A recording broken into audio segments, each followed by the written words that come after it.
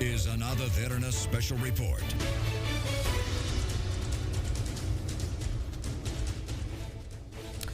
අයිබෝන් සුබුදැසරක්. අද දිනය අපට විශේෂ දිනයක් බවට පත්වෙන්නේ. ඉතාම දැවන්ත ආර්ථික අර්බුදයකට මුහුණදී සිටින රටක් වශයෙන් මේ අර්බුදයට විසඳුම් සෙවීමේදී අපි සතුවෙච්ච ප්‍රධානතම බලාපොරොත්තුවක් වුණු ජාත්‍යන්තර මූල්‍ය අරමුදලේ වැඩසටහනට එහි විදායක මණ්ඩලයේ අනුමැතිය හිමිවීම අද දිනේදී සිදුවන නිසා. ඒ රාත්‍රයේදී ජාත්‍යන්තර මූල්‍ය අරමුදල නිල වශයෙන් නිවේදනය කළා.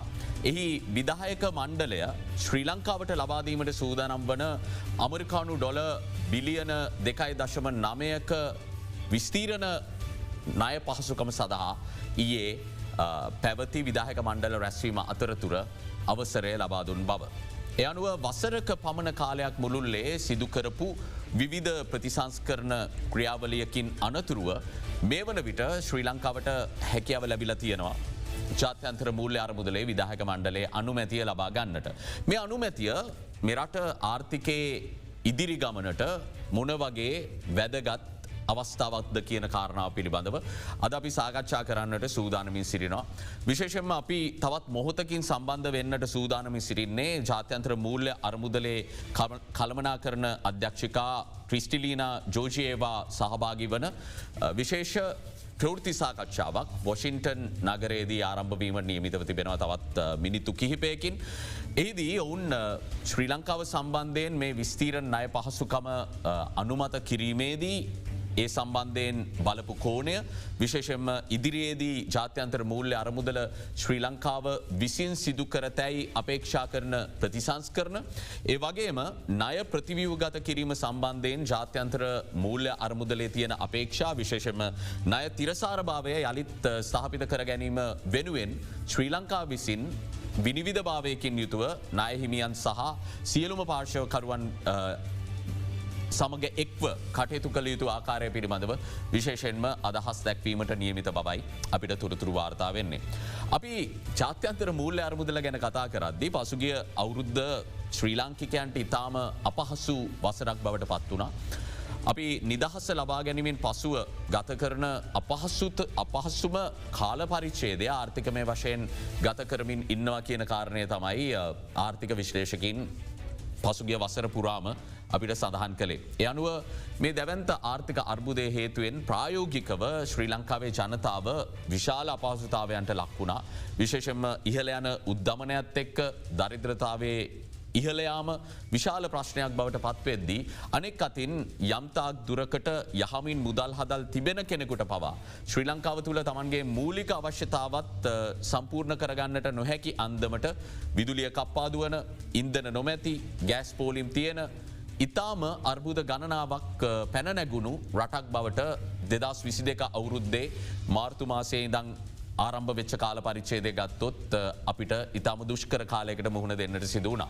අපි ගිය අවුරුද්ද දිහා බලද්දී 2022 මාර්තු 15 වෙනිදා තමයි ජාත්‍යන්තර මූල්‍ය අරමුදලේ වැඩසටහනකට යොමු වෙන්නට අවශ්‍ය ඒ කැබිනට් අනුමැතිය මුලින්ම ශ්‍රී ලංකාව තුළ ලබාගන්නේ. එවකට ජනාධිපති දුරේ දරන්නේ ගෝඨාභය රාජපක්ෂ මහත්මයා, මුදල් අමාත්‍ය දුරේ දරන්නේ බැසිල් රාජපක්ෂ මහත්මයා.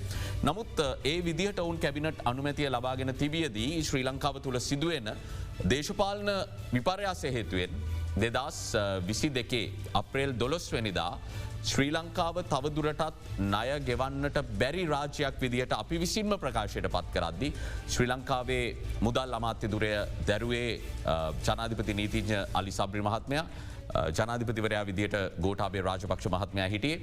ඒ අවස්ථාවේදී මහබැංකු අධිපති ආචාර්ය නන්දලාල් වීරසිංහ මහත්මයා සහ මුදල් අමාත්‍යංශයේ ලේකම් මහින්ද සිරිවර්ධන මහත්මයා ලෝකයට ප්‍රකාශ කළා තවදුරටත් විදෙස් ණය ගෙවන්නට නොහැකි තත්ත්වයක් උද්ගත වෙලා තියෙන නිසා අපි විදෙස් ණය ගෙවීම තාවකාලිකව අත්හිටුවන්නට තීරණයක් ගන්නවා කියලා. ඉන් අනතුරුව තමයි ඉතාම දුෂ්කර කාල සීමාවක් උද්ගත වෙන්නේ ශ්‍රී ලාංකිකයන්ට. ඒ අනුව 2022 අප්‍රේල් මාසයේ 22 වෙනිදා මුදල් අමාත්‍ය අලි සබ්රි මහතා ප්‍රධාන කොටගත් දූත පිරිසක් වොෂින්ටන් නුවරට ගිහිල්ලා ජාත්‍යන්තර මූල්‍ය අරමුදලත් එක්ක මුහුණට මුහුණ සිදු කරපු පළවෙනි සංවාදය සිදු කරනවා. ඒ සඳහා මහ බැංකුව අධිපති ආචාර්ය නන්දලාල් වීරසිංහ මහත්මයා ඒත් එක්කම මුදල් අමාත්‍යාංශයේ ලේකම්වරයාත් එක් වෙලා හිටියා. ඒ අනුව එතනින් තමයි හරියට මීට මාසේ 11කට පමණ කලින් මේ ජාත්‍යන්තර මූල්‍ය අරමුදලේ සහයෝගය ලබාගෙන මේ අර්බුදයෙන් ගොඩ එන්නට අවශ්‍ය කරන සාකච්ඡා ආරම්භ වුණේ. ඉන් අනතුරුව ඉතාම අභියෝගාත්මක කාලයක් ශ්‍රී ලංකාවේ දේශපාලන ස්ථාවරත්වයට අදාළව නිර්මාණය වුණා. අපි හැමෝම ඉතාම හොඳින් සිහිපත් කරන්නට පුළුවන් පසුගිය අවුරුද්දේ ජනතාවට දැනුණු පීඩාවන් එක්ක පැනනැගුණු සමාජ අස්ථාවරභාවය ඒ සමගින් පැනනැගුණු විරෝධතා ඒත් එකම ශ්‍රී ලංකාවේ සිදුවුණු ප්‍රධානතම දේශපාලන පෙරලි ඒත් එක්ක ජාත්‍යන්තර මූල්‍ය අරමුදලේ කාර්යමණ්ඩල මට්ටමේ එකඟතාවය ලබා ගැනීම තමයි අපගේ ඊළඟ ඉලක්කය බවට පත් වනේ. මොකද මේ විදායක මණ්ඩලේ අනුමැතිය තමයි ඊයේ රාත්‍රයේදී අපිට හිමි වෙන්නේ. ඊට කලින් හරියටම 2022 සැප්තැම්බර් මාසයේ පළමුවෙනිදා අපිට ජාත්‍යන්තර මූල්‍ය අරමුදලේ කාර්යමණ්ඩල මට්ටමේ එකඟතාවය හිමි වෙනවා. ඒ අනුව කාර්යමණ්ඩල මට්ටමේ එකඟතාවය හිමි වෙන්නට අපිට මාස 5ක පමණ කාලයක් යනවා අපි සාකච්ඡා ආරම්භ කරලා ඒ සඳහා ක්‍රියාත්මක කරන්නට සිදුවෙච්ච ප්‍රතිසංස්කරණ ක්‍රියාමාර්ග රැසක් ගන්නට අපිට සිදුවෙනවා. ඒත් එක්කම මාර්ගගත ක්‍රමයට ශ්‍රී ලංකා බලධාරීන් සහ ජාත්‍යන්තර මූල්‍ය අරමුදලේ කාර්යමණ්ඩලය අතර සාකච්ඡාවට කිහිපයක්ම පැවැත්වෙනවා. මේ මූල්‍ය සහයෝගය ලබා ගන්නට නම් ජාත්‍යන්තර මූල්‍ය අරමුදලත් එක්ක වැඩසටහනකට අවතීරණ වෙන්න නම් අපි අපේ ආර්ථිකය තුළ ඇතිකරගන්නට අවශ්‍ය ව්‍යවහාත්මක වෙනස්කම් මොනවාද කියන කාරණාව ගැන සාකච්ඡාවට කිහිපයක්ම නිර්මාණය වෙනවා. එහි ප්‍රතිඵලයක් විදියට සැප්තැම්බර් මාසේ පළමුවෙනිදා 2022 මෙරටට පැමිණි ජාත්‍යන්තර මූල්‍ය අරමුදලේ නිලධාරියෙක් වන පීට බෘුව මහත්මයාගෙන් සමන්විත ඔහු ප්‍රධානිත්වය දරපු ත්‍රිපුද්ගල නිලධාරී මඩුල්ලක් විසින් කාර්යමණ්ඩල මට්ටමේ එකඟතාවය ශ්‍රී ලංකාවේදීම නිල වශයෙන් ප්‍රකාශයට පත් කරනවා. දැන් ශ්‍රී ලංකාව IMF කාර්යමණ්ඩලයත් එක්ක එකඟතාවයකට ඇවිල්ලා තියන්නේ මේ අවස්ථාවේදී ඔවුන්ට අවශ්‍ය මූල්‍ය සහය ලබා දෙන්නට නම් ඉන් අනතුරුව අනිවාර්යයෙන්ම විදායක මණ්ඩලය අනුමැතිය ලබා ගන්නට ඕනේ කියලා. දැන් අපි හැමෝම කතා කරන දෙයක් තමයි ශ්‍රී ලංකාව මීට කලින් අවස්ථා 16කදී IMF එකට ගිහිල්ලා තියෙනවා. 1965 තමයි ශ්‍රී ලංකාව මුලින්ම ජාත්‍යන්තර මූල්‍ය අරමුදලේ ස්ටෑන්ඩ් බයි ෆන් ෆැසිලිටි එකක ඒ පහසුකම ලබා ගන්නේ. ඒ අනුව 1965 ඉඳන් ගත්තම 2016 තමයි අපි අවසන් වරට ජාත්‍යන්තර මූල්‍ය අරමුදලේ එක්ස්ටෙන්ඩඩ් ෆන් ෆැසිලිටි එකක් එහෙම නැත්නම් විස්තීර්ණ ණය පහසුකමට යොමු වෙන්නේ. මේ අවස්ථා 16ට වඩා මේ අවස්ථාව ඉතාම අභියෝගාත්මක වුණා. මොකද මේ වෙලාවේ අපි ජාත්‍යන්තර මූල්‍ය මුදලට පිවිසෙන්නේ බංකොලොත් භාවය ප්‍රකාශයට පත් කරපු රාජ්‍යයක් විදියට. තව දුරටත් ණය සේවා කරණය සිදු නොකරන රාජ්‍යයක් විදියට අපි විදෙස් රටවල් වලින් පාර්ශවකරුවන්ගෙන් ගත්ත ණය නිසි වේලාවට නොගෙවන ණයගෙවීම අත්හිටුවා තියෙන රාජ්‍යයක් විදියට. ඒ අනුව මුලින්ම අපි මේ විදියට ණය අත්හිටුවා ජාත්‍යන්තර මූල්‍ය අරමුදලත් එක්ක සාකච්ඡා කිරීම සම්බන්ධයෙන් අපිට ණය දීපු අයගෙන් සහතිකයක් ලබා ගන්නට අපිට සිද්ධ වුණා. ඒ අනුව ඔබේ මේ වැඩසටහනට අපේ පූර්ණ සහයෝගය ලබා දෙනවා. ඉදිරියේදී ඔබේ ණයවාරික ඔබට ගෙවන්න පුළුවන් විදියට සකස් කරන්න. ඔබේ ණය තිරසාරභාවය යලි ඇති කරන්න අපේ පූර්ණ සහයෝගය ලබා දෙනවා කියන සහතිකය අපිට ලෝකයෙන් අවශ්‍ය වුණා. ඒක මීට කලින් ගිය අවස්ථා 16ම අපිට අවශ්‍ය වෙච්ච දෙයක් නෙමෙයි. මොකද ශ්‍රී ලංකාව කියන්නේ ණය සේවා කරන අතින් ගත්තම 2022 අප්‍රේල් 12 වෙනිදා වෙනකං අකුරටම ණය ගෙවපු රටක්. ඒ අනුව මේ වෙලාවේ මේ අභියෝගාත්මක කාර්ය ඊටාම කල්ගත වෙන කාර්යයක් කියලා තමයි සරල කාර්යයක් නොවන බව තමයි මේ සම්බන්ධයෙන් බලන ඕනම කෙනෙකුට පැහැදිලි වෙන්නේ. ඒ අනුව පැරිස් සමාජයට අයිති වෙන රටවල්, පැරිස් සමාජයට අයිති නොවන රටවල්, චීනය, අනිත් පැත්තෙන් ඉන්දියාව මේ අනාදී වශයෙන් ණය හිමියන් එක්ක ද්වීපාර්ශ්වික ණය හිමියන් එක්ක වගේම පෞද්ගලික ණය හිමියන් එක්ක විශේෂම ජාත්‍යන්තර ස්වෛරී බැඳුම් කර හරහා අපි ණය ලබාගත් ණය හිමියන් එක්ක සාකච්ඡා කරන්නට ඔවුන්ගේ මූල්‍ය සහතිකය අපිට ලබා ගන්නට අපිට සිදු වෙනවා. යනුව මේ ඉතාම අවිනිශ්චිත සහ වෙහෙසකර ප්‍රයත්නයක් බවට පත්වෙන මොකද භූදේශපාලනය කියන කාරණයත් මේ අවස්ථාවේදී කරලියට එන නිසා. ඉන්දියාව අපිට ක්‍රෙඩිට් ලයින්නයක් ලබා දුන්න අපි ඉතාම අපහසු කාලසීමාව ගත කරද්දී අමරිකාන් ඩොල බිලියන 4.5 පමණ ක්‍රෙඩිට් ලයින් එකක් ඉන්දන සහ අත්‍යවශ්‍ය ආනයන සිදු කර ගැනීම සඳහා ඒත් එක්කම අපි ඉන්දියාවට තමයි මුලින්ම වගේ යොමුණේ අපිට ජාත්‍යන්තර මූල්‍ය අරමුදලත් එක්ක මේ කරන කටයුත්තටත් අවශ්‍ය කරන සහතිකය ලිකිතව ලබා දෙන්න කියන කාරණය සඳහා යොමු වෙන්න. නමුත් ණය ප්‍රතිව්‍යුහගත කිරීමේදී තියෙන ප්‍රශ්නය තමයි මේ නායහිමියන් සියලුම දෙනා සමාන සැලකිල්ලක් අපේක්ෂා කරනවා. එක් රටකට එක විදිහකටත් තවත් රටකට තව විදිහකටත් පෞද්ගලික නායහිමියන්ට තවත් විදිහකටත් සලකන්නට අපිට හැකියාවක් නැහැ. ඒ නිසා මේ ණයහිමියන් සමඟ සිදු කරන සාකච්ඡා ඉතාම සංකීර්ණ සාකච්ඡාවක් බවට පත්වෙනවා. කොහොම නමුත් අපිට අවස්ථාව ලැබෙනවා විටින් විට විවිධ නාහිමියන්ගෙන් ජපානයෙන් ඉන්දියාවෙන් මේ විදියට මූල්‍ය සහතික ලබා ගන්න. චීනය තමයි ප්‍රශ්නය වෙලා තිබුණේ චීනයේ මූල්‍ය සහතිකය වෙනුවෙන් අපිට අනිත් රටවල්වලට වඩා අනෙත් නාහිමියන්ට වඩා යම් කාලයක් බලාගෙන ඉන්නට සිදුවන. ඒ අනුව එහි ප්‍රතිඵලයක් විදිහට එහෙම බලං හිටියත් චීනය මීට දින කීපයකට පෙර ජාත්‍යන්ත්‍ර මුල්ල අරමුදලට සහතිකය ලබා දුන්නා. ඔවුනුත් සූදානමින් ඉන්නවා කියලා ශ්‍රී ලංකාවට තමන්ගේ ණය ප්‍රතිව්‍යුහගත කිරීමේදී අවශ්‍ය සහයෝගය දෙන්න චීන එක්සිම් බැංකුව ඒ සඳහාවන ලිඛිත ලියවිල්ලක් ශ්‍රී ලංකා බලධාරින්ට වගේම ජාත්‍යන්තර මූල්‍ය අරමුදලට ලබා දුන්නා. ඒ අනුව අද තවත් මොහොතකින් මවබට සඳහන් කරා වගේ වොෂින්ටන් නුවරදී ජාත්‍යන්ත්‍ර මූල්‍ය අරමුදල පවත්වන විශේෂ ප්‍රවෘත්ති සාකච්ඡාවකට යොමුවන්නට අපි සූදානම සිටින මේ වන විට එම ස්ථානයේ ප්‍රෘතිසාකච්ඡා ආරම්භ වීම සඳහා කටයුතු සූදානම් වෙමින් තියෙන්නේ.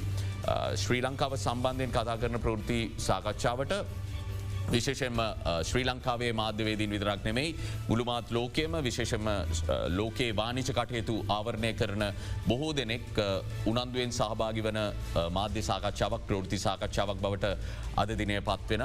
මොකද ශ්‍රී ලංකාවේ බංකොලොත් භාවය බලපාන ශ්‍රී ලංකාවට විතරක් නෙමේ අපි ගෝලිය වශයෙන් සාකච්ඡා කරද්දිත් රටක් බංකොලොත් වනාට පස්සේ අපිට නය දීපු පාර්ශවයන් ඉන්න ඒත් එක්කම කලාපය ගත්තත් යම් කිසි ආකාරයකට ශ්‍රී ලංකාවේ ආර්ථික වර්ධනය සම්පූර්ණයෙන්ම අඩපන වී තිබීම කලාපේ වර්ධනයටත් රිජුව නොවනත් වක්‍රාකාරයෙන් බලපාම් එල්ල කරනවා. එනිසා විශේෂම ශ්‍රී ලාංකිකයන් වන අපිට ඉතාම උනන්දුවෙන් බලාගෙන ඉන්නට අවශ්‍ය වෙන දිනයක් බවට පත්වෙන. ජාත්‍යන්ත්‍ර මූල්‍ය අරමුදලේ මේ බිලියන 2.9 ලැබුණා කියලා අපිට තියෙන සියලු ප්‍රශ්න විසඳාගන්නට කිසිසේත්ම හැකියාවක් නෑ. මේ ගැනවන සංවාදය අපි පසුගිය මාස කිහිපේම විද්වත් සාකච්ඡා මාර්ගයෙන් දත්තත් එක්ක අපි ඔබට ඉදිරිපත් කරන වාර්තා හරහා දිගින් දිගටම බත් එක සාකච්ඡා කලා. ජාත්‍යන්තර මූල්‍ය අරමුදලේ සහයෝගය කියන්නේ ආරම්භයක් පමණයි. මේ ආරම්භය ආර්ථික වර්ධනයක් ඇතිකරගන්න පුළුවන් ආර්ථිකයක් බවට පත්කරගන්නට නම් අපි විසින් සිදු කළ දේ හරියාකාරව අඳුනාගෙන කළ යුතුයි. අපි විසින් සිදු කළ යුතු ප්‍රතිසංස් කරන අපි කැපවී සිදු කළ යුතුයි. ඒ සඳහාවන දේශපාලන ස්ථාවරත්වය රැක ගැනීම සඳහා රටක් විදියට එකට එකතු වෙලා කටයුතු කළ යුතුයි. එසේ නොවන්නට ජාත්‍යන්තර මූල්‍ය අරමුදලට 16 වතාවක් ගිහිල්ලා ඒ පොරොන්දු ඉටු නොකර ඒත් එක්කම ඒ රෙගුලාසිවලින් සම්පූර්ණයෙන්ම බැහැර වෙලා අතාර්කික සහ අදූරදර්ශී ආර්ථික ප්‍රතිපත්ති දිගින් දිගටම ක්‍රියාත්ම කිරීමේ ප්‍රතිඵලයක් විදිර තමයි අපට 16 වතාවක් ගිහිල්ලත් තාමත් ගොඩෙන්න්නට බැරි වෙලා තියෙන්නේ. 16 වතාවක් ගිහිල්ලත් අවසානයේදී බංකොලොත් රාජ්‍යයක් බවට පත්වෙන්නට සිදුවනේ. ඒ අනුව මෙවර සමන බොහෝ දෙනෙක් මේ සම්බන්ධයෙන් අපි මෙපමණ කතා කරද කියන දෙයක් තමයි මේ 16 වතාවක් ගියා කලින් එද්දි කවුරුත් දන්නේ නෑ. නමුත් මේ අවස්ථාවේ සියලුම දෙනා මේ ජාත්‍යන්තර මූල්‍ය අරමුදලේ අනුමැති කියන කාරණය ගැන බොහොම උනන්දුවෙන් බලනවා කියලා. හේතුව ශ්‍රී ලංකාවේ ආර්ථික අර්බුදයක්ත් එක්ක මීට කලින් අපිට නොදැනුණු අපහසුවක් අපිට දැනෙන්න්නට පටන් ගත්තා. ඉතාමත් දැවන්ත දුෂ්කරතාවලට මුහුණ දෙන්නට සිදුවනා. ඉතාම සංවේදී කාරණ වාර්තා වනා මේ ආර්ථික අර්බුදය අතරවාරයේදී දරිද්‍රතාව ඉහලයාම මේ බාණ්ඩ හිඟයන්න එක්ක පෝලිම්බල රැඳී සිටි ජනතාවට ඒ විඩාවත් එක්ක ඉතාම දැවන්ත ප්‍රශ්වලට මුහුණ දෙන්න සිදුනා ඇතමුන්ට ජීවිත පවාහිමි වුණා. මේ කාල සීමාවෙන් පස්සේ ආර්ථික වශයෙන් රට යළිත් ආර්ථික වර්ධනයක් ඇතිකරගන්න පුළුවන් තත්ත්වයකට රටේ ආර්ථිකය ගෙනියන්න නම් ඉතාම වේදනාකාරී ප්‍රතිසංස්කරන වලට යොමුවන්නට සිදුවෙනවා කියන කාරණය තමයි අපිත් එක්ක පසුගිය මාස කිහිපය තුළ සාකච්ඡා කරපු ආර්ථික විශ්ලේෂකීන් පර්යේෂකීන් සඳහන් කරපු කාරණය බවට පත්වෙන්නේ. මේ වෙලාවේ ඒ සඳහා කදිම අවස්ථාවක් නිර්මාණය වෙලා තියෙනවා. ඒ නිසා ඒ අවස්ථාව අපි වහාම උපයෝගී කරගත යුතුයි කියන කාරණය ඔවුන් සඳහන් කරා. ඒ අනුව ඊයේ දිනේදී ජාත්‍යන්තර මූල්‍ය අරමුදල මේ සඳහවන අනුමැතිය ලබාදීමෙන් පස්සේ එහි කළමනාකාර අධ්‍යක්ෂවරිය විශේෂ ප්‍රකාශයක් නිකුත් කලා මාධ්‍ය වෙත ඔවුන් මේ අනුමැතිය ලබාදීමට අදාළව මොනවගේ කරුණුද සැලකිල්ලට ගත්තේ වගේම ඉදිරියේදී ශ්‍රී ලංකාව මොනවගේ තැනකට යන්න ඕනි කියලා අපේක්ෂා කරනවාද කියලා අපිට දැන් පුළුවන් වොෂින්ටන් පැවැත්වෙන විශේෂ ප්‍රවෘත්ති සාකච්ඡාවට යොමු වෙන්න අපි ඉන් අනතුරුව මේ ගැන තවදුරටත් කතා කරන්න බලාපොරොත්තු වෙනවා. And also Masahiro Nozaki, he's the mission chief for Sri Lanka. Both are from the Asian Pacific Department here at the IMF. Earlier today, we have published the Sri Lanka staff report as well as the press release. I hope you have all read the report and the press release. For today, Peter will start by giving some opening remarks to highlight the key messages of the report, and then we will be happy to answer your questions. Since we start late, we will probably do this press conference around 45 minutes, and then if you plan to ask any questions, you may want to use the raise hands function on the WebEx, and please stay muted when you're not speaking. With that, Peter, the floor is yours. Thank you very much, Ting, and good morning and good evening to everybody here on this call. Thanks so much for joining us. We look forward to spending some time with you to go over the IMF-supported program. Let me give some opening remarks first. So today, the IMF Executive Board approved a 48-month extended arrangement under the extended fund facility of 2.286 billion SDRs, special drawing rights, and that corresponds to about $3 billion to support Sri Lanka's economic policies and reforms. Sri Lanka, as you know, has been facing a severe crisis as a result of past policy missteps and economic shocks. We've been deeply concerned about the impact of the crisis on the Sri Lankan people, particularly the poor and the vulnerable groups, and about the economic costs of the delay in the country's access to external financing. Today's board approval marks an important step towards the resolution of this crisis. Sri Lanka will immediately receive an initial disbursement of about $330 million from the EFF arrangement, which is expected to catalyze a new external financing including from the Asian Development Bank and the World Bank. The reform program supported under the EFF arrangement is built on strong policy measures and prioritizes 5 key pillars.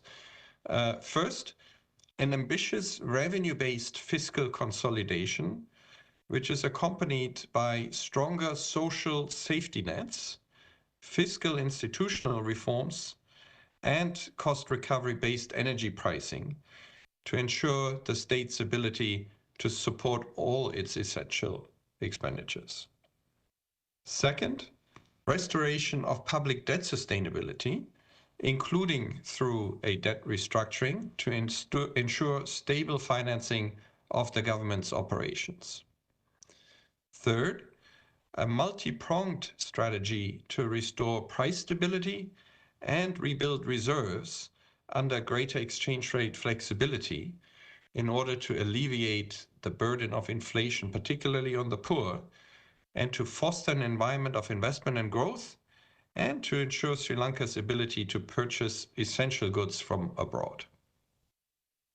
Fourth, policies to safeguard financial sector stability to ensure that the financial sector can play its key role in supporting economic growth. And fifth, structural reforms to address corruption vulnerabilities and enhance growth. Commendably, Sri Lanka has already started implementing these challenging policy actions. It is now essential to continue the reform momentum under strong ownership by the authorities and the Sri Lankan people more broadly.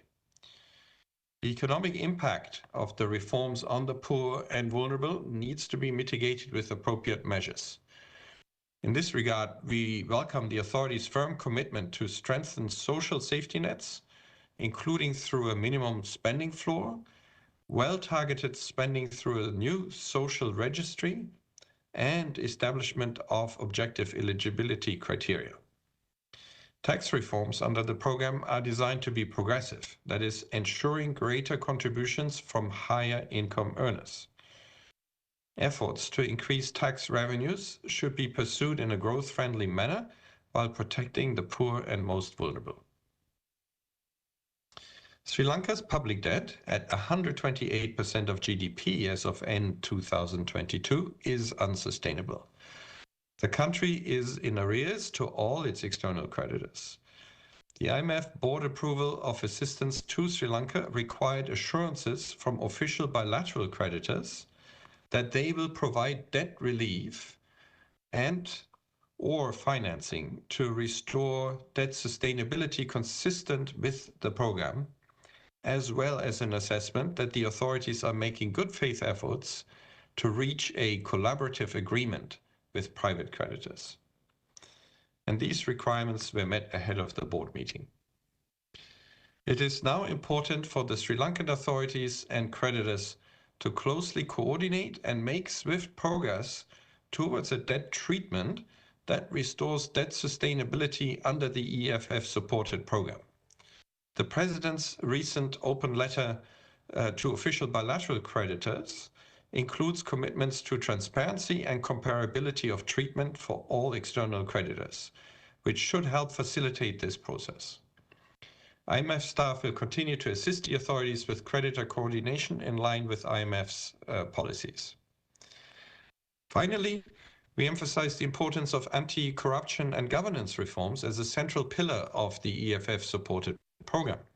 They're indispensable to ensure the hard-won gains from the reforms benefit the Sri Lankan people. The authorities have committed to fundamentally improve public financial management and strengthen the anti-corruption legal framework in line with the United Nations Convention Against Corruption. In addition, the IMF is conducting an in-depth governance diagnostic exercise which will assess corruption and governance vulnerabilities in Sri Lanka and provide prioritized and sequenced recommendations. Sri Lanka will be the first country in Asia to undergo a governance diagnostic exercise by the IMF. We very much look forward to further engagement and collaboration with stakeholders and civil society organizations in this critical reform area. Let me conclude by saying that the IMF-supported program is an opportunity for all Sri Lankans to come together to work through this crisis, to restore economic stability and put the country on a sustainable growth path. Thank you very much. Thank you very much, Peter. Now we're open for your questions. I already see many hands up in the participants list. So if you have any questions, please use the raise hands function, and please wait until you're called on, and please keep yourself muted.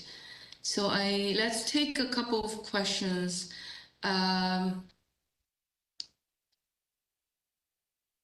I see Daily Mirror and also Ruchi and Sampath. Let's take you three first. Daily Mirror is Swaran. Please go ahead. Hi.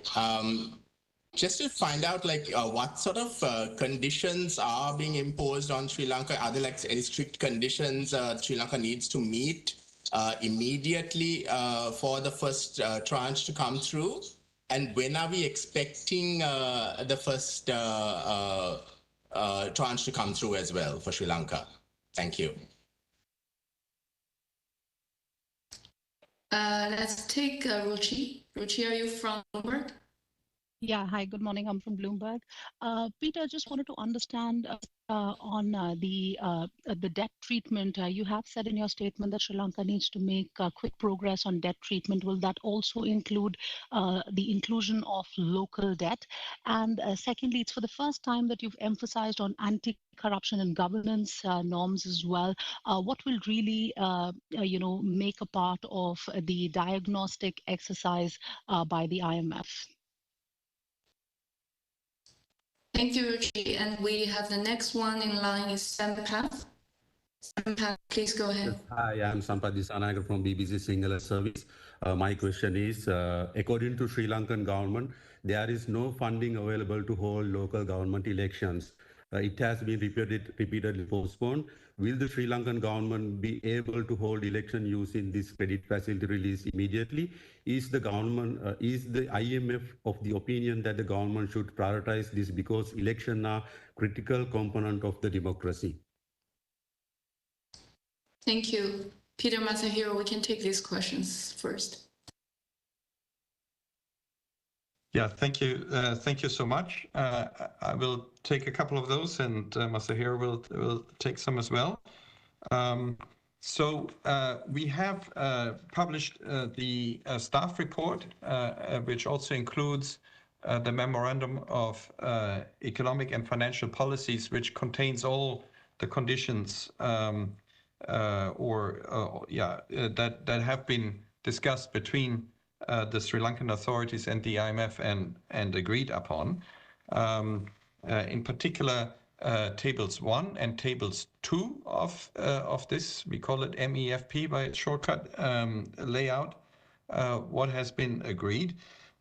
Maybe just to highlight a few things up front, Sri Lanka has already incorporated quite a number of measures to start the reform efforts. So in the fiscal area, there has been a strong effort on a revenue-based consolidation. As you know, expenditures are significantly higher than revenue, and so there's a significant effort underway to bring in some balance there.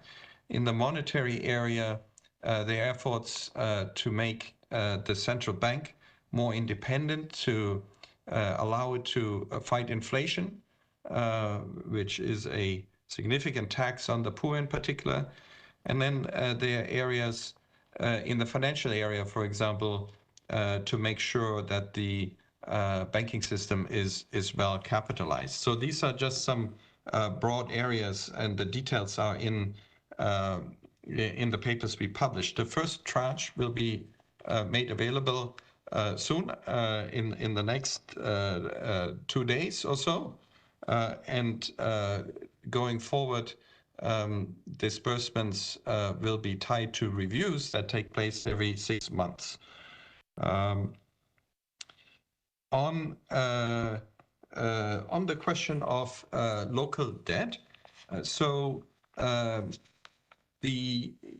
in the staff report, you can see the targets that the authorities and the IMF have agreed upon with respect to the stock of debt, with respect to gross financing needs, and with respect to external debt service. So for the IMF to lend to a country, it usually requires a sustainable debt situation. Only then can the IMF actually go ahead and lend. Now, in Sri Lanka's case, the debt is not yet sustainable, but with financing assurances that have been provided, it is seen to be sustainable on a forward-looking basis.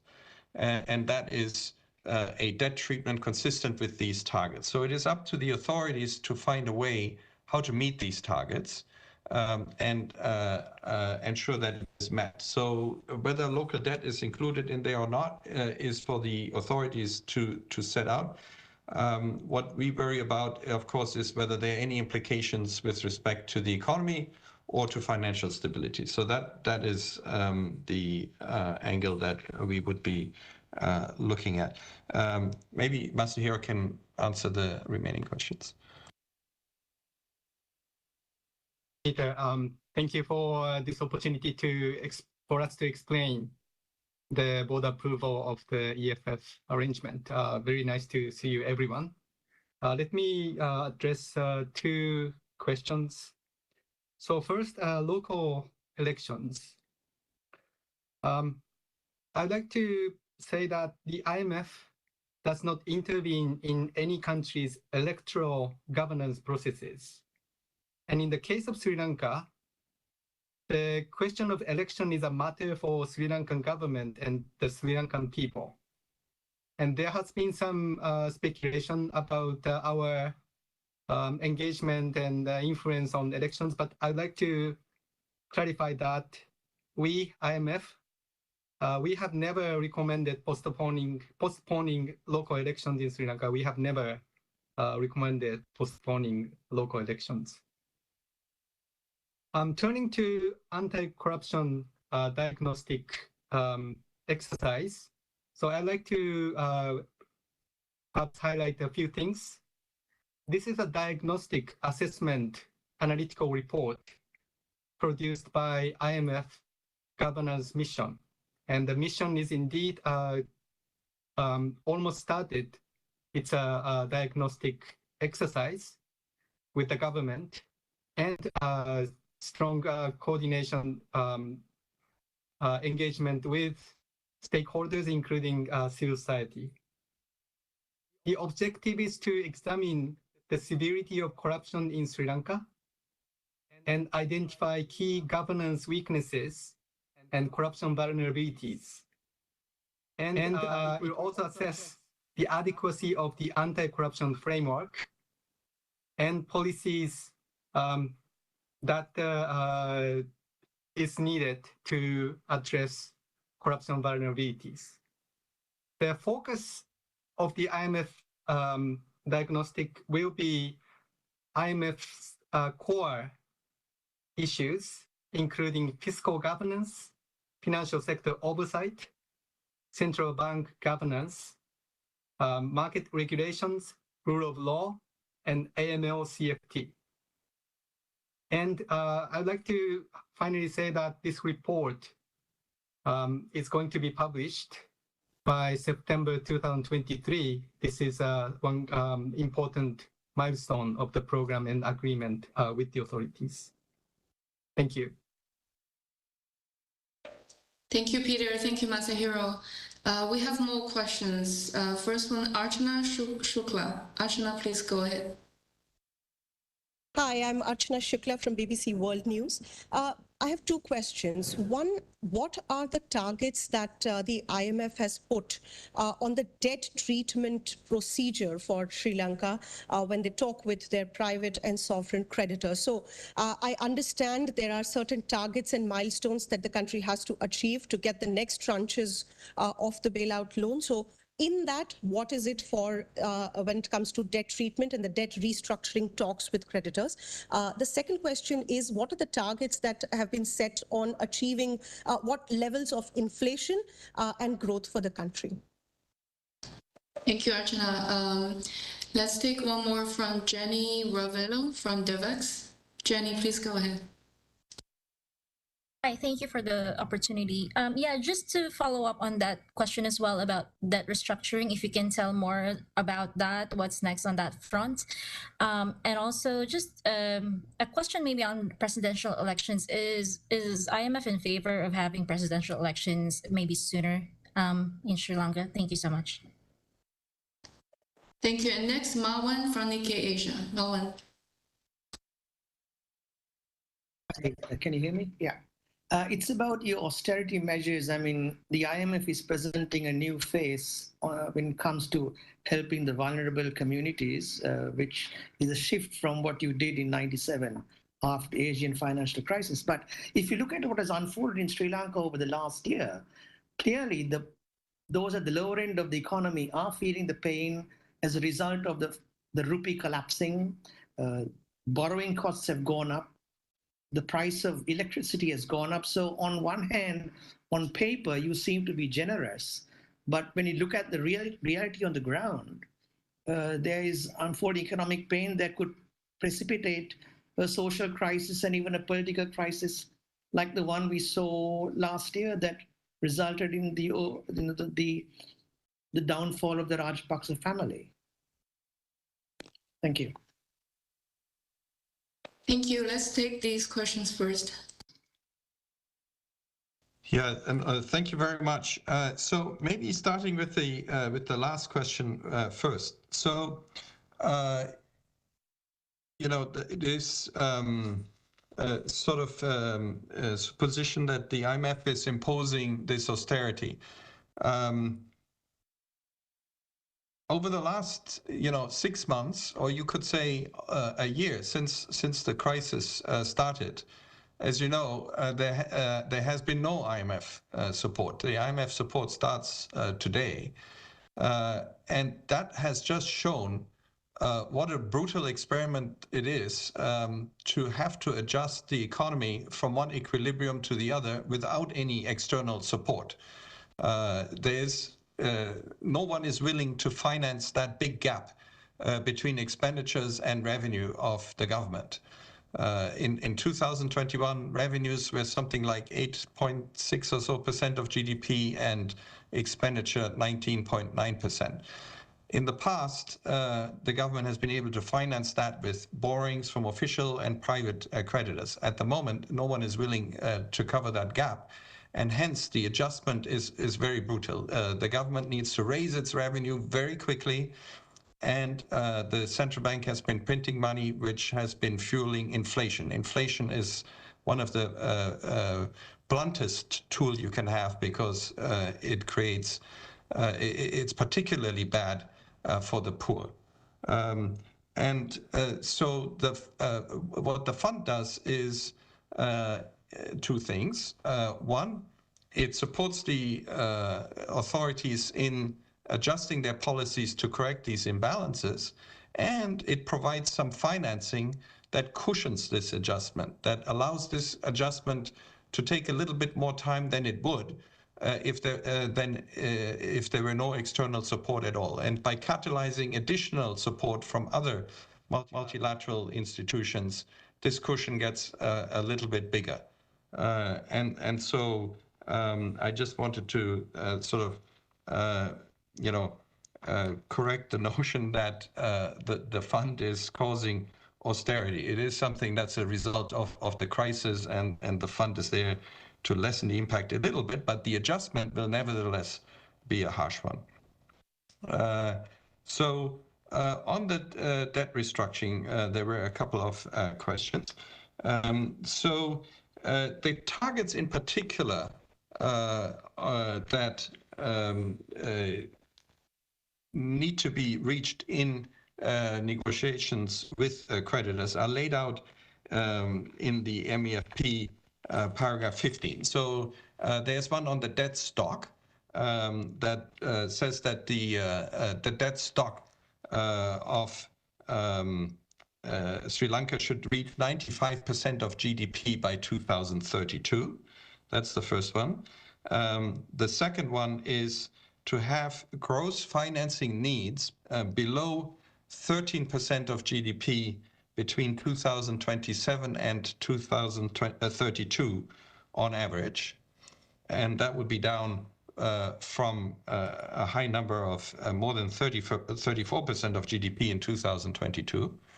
And the third target is to have the central government's annual debt service in foreign currency below 4.5% of GDP in every year between 2027 and 2032. And that's down from more than 9% of GDP in 2022.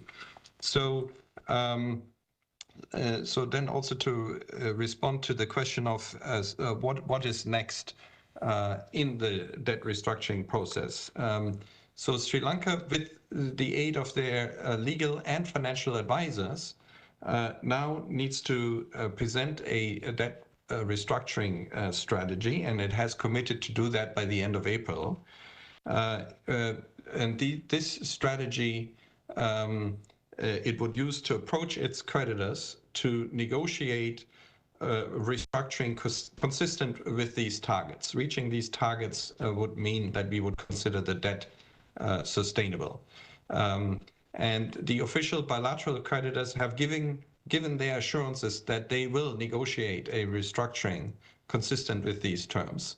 And Sri Lanka has already engaged in discussions with their commercial creditors. And it should be noted that they have actually sent an unsolicited letter, at least a subgroup of them, that gives their assurances to do the same. So it will now be important to expedite this process to go forward. Let me stop here and hand to Masahiro on the other questions. Thank you, Peter. So presidential elections, maybe the first one, let me first address it. So again, I'd like to repeat that we, IMF, we do not intervene in any country's electoral governance processes. And then the question of election, no matter what, if national or local, is a matter for the Sri Lankan government and Sri Lankan people. And secondly, okay, targets on inflation and growth. The IMF does not put the targets or agree on targets on growth because economic growth depends on many things, and it's not within the control of the authorities. However, there is an inflation target, and you can find the specific target in Table 1 attached to MEFP, where the authorities and IMF agreed to have a target around the band between 12% and 18% by end of 2023, with a midpoint of 15%. If the actual inflation is not within this band, there will be consultation either with staff or with the IMF Executive Board. That's how we. That's how the inflation target and consultation and review are constructed for this program. Thank you. I see many hands up, more than 10 hands here. So let's take Indica from Daily Mirror, and then Ada Darana, and then Philip One. Indica, please go ahead. Yeah, thank you, Ting. I'll be brief. I have three questions. Would you be advising the government of phasing out the import restrictions currently in place? That is number one. And number two is there is still confusion about whether the bailout package approved can be used for fiscal support. Could you please clarify on that? And the third is on exchange rate, the CB still intervenes in the market. So would you be advising against that going forward? Thank you. Thanks, Indica. Ada Darana, 24.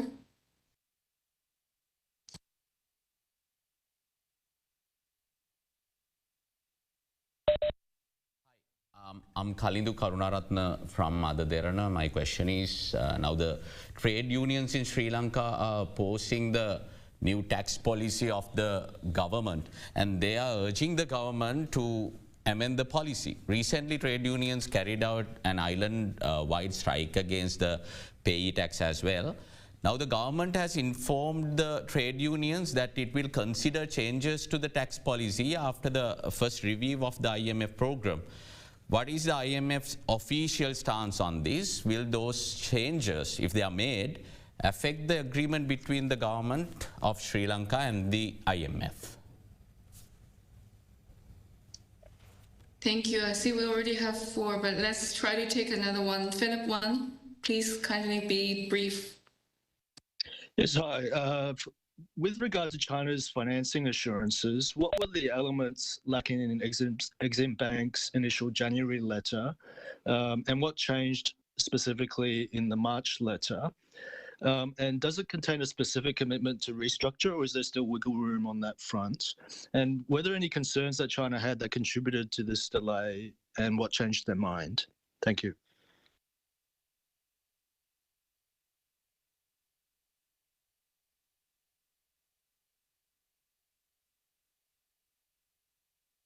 Okay, thank you.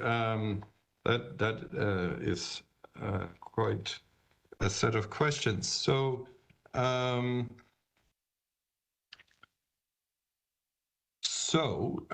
maybe I start with okay, the last one maybe is the most straightforward. So the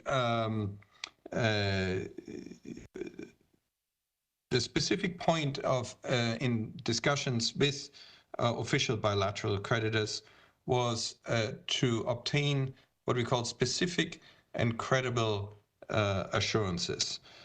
So these assurances needed to indicate an understanding of the debt situation in Sri Lanka, that the debt situation is not sustainable, and a willingness to negotiate a restructuring that is consistent with the debt targets under the IMF program in order to restore debt sustainability under the IMF program.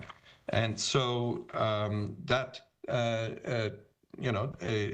took some time. I mean, there were efforts already starting in last summer when we were there. The Sri Lankan authorities started engaging with their creditors, with their official bilateral creditors. I should clarify that these financing assurances are needed from official bilateral creditors.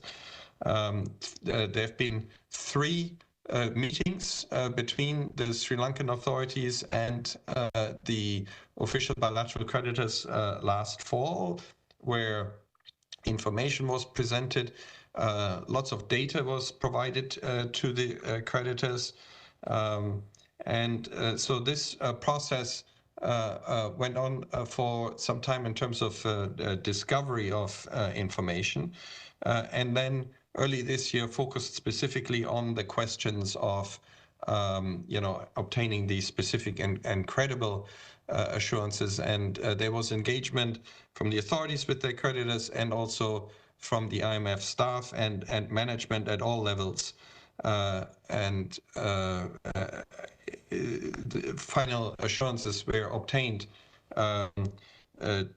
less than 2 weeks ago, just one day before we submitted our papers to the executive board.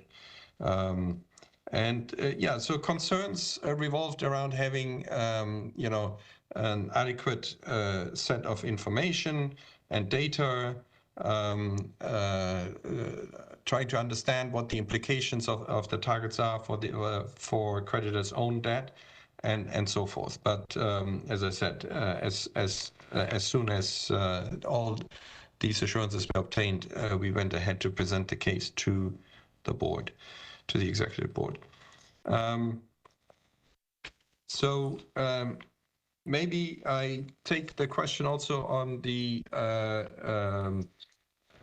trade unions and whether this affects the agreement, and Masahiro can take the other questions.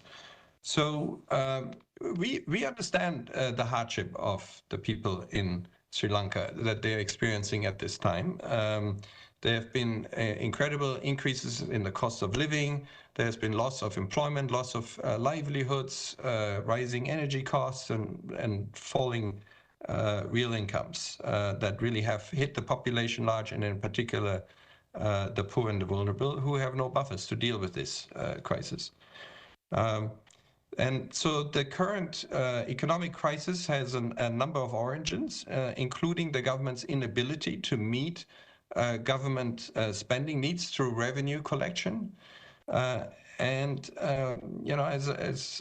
I was already talking about the revenue, Sri Lanka is amongst the countries that collects the least amount of fiscal revenue in the world, with a revenue to GDP ratio of only 8.3% in 2021, when expenditures were 19.9%. And as I mentioned, external creditors are not willing to provide to fill that gap. So tax reforms are badly needed to correct this imbalance. And only with appropriate tax receipts will the government be able to fund essential expenditures and to avoid further slashing critically important outlays. So these reforms will also help to regain the confidence of creditors so that in the future they will once again finance the gap between revenue and expenditure. The efforts to increase tax revenue should be pursued in a growth-friendly manner while protecting the poor and the most vulnerable. And it is important that those who can afford it make commensurate contributions to the financing of necessary government expenditures.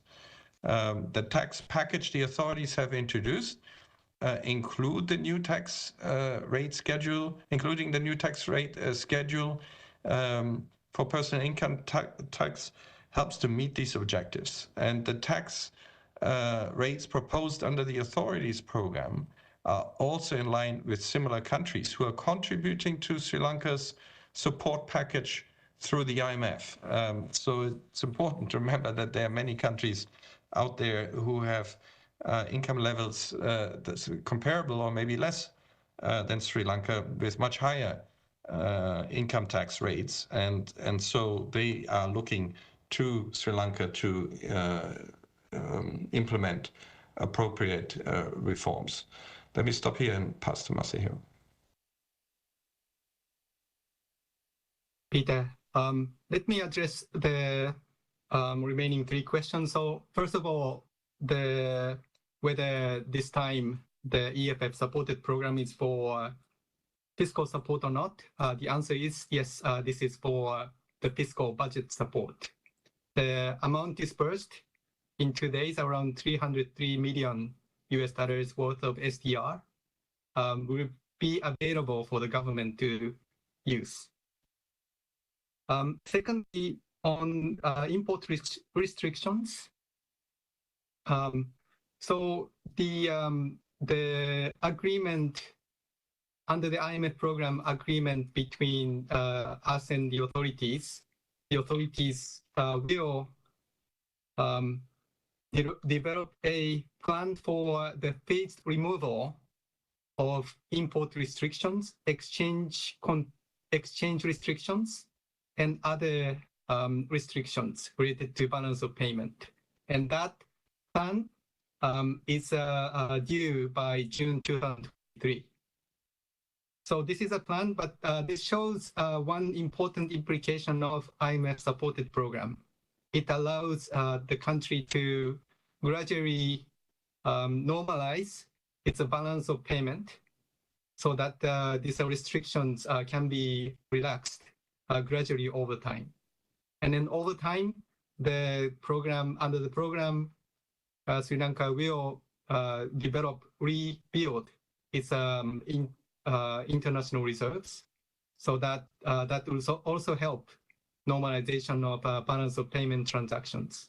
So that leads to resolution of balance of payment problems. And that leads to the question on exchange rate intervention question. The authorities commit to implement flexible exchange rate, meaning that it will allow market to determine the exchange rate with the intervention restricted to adverse market conditions.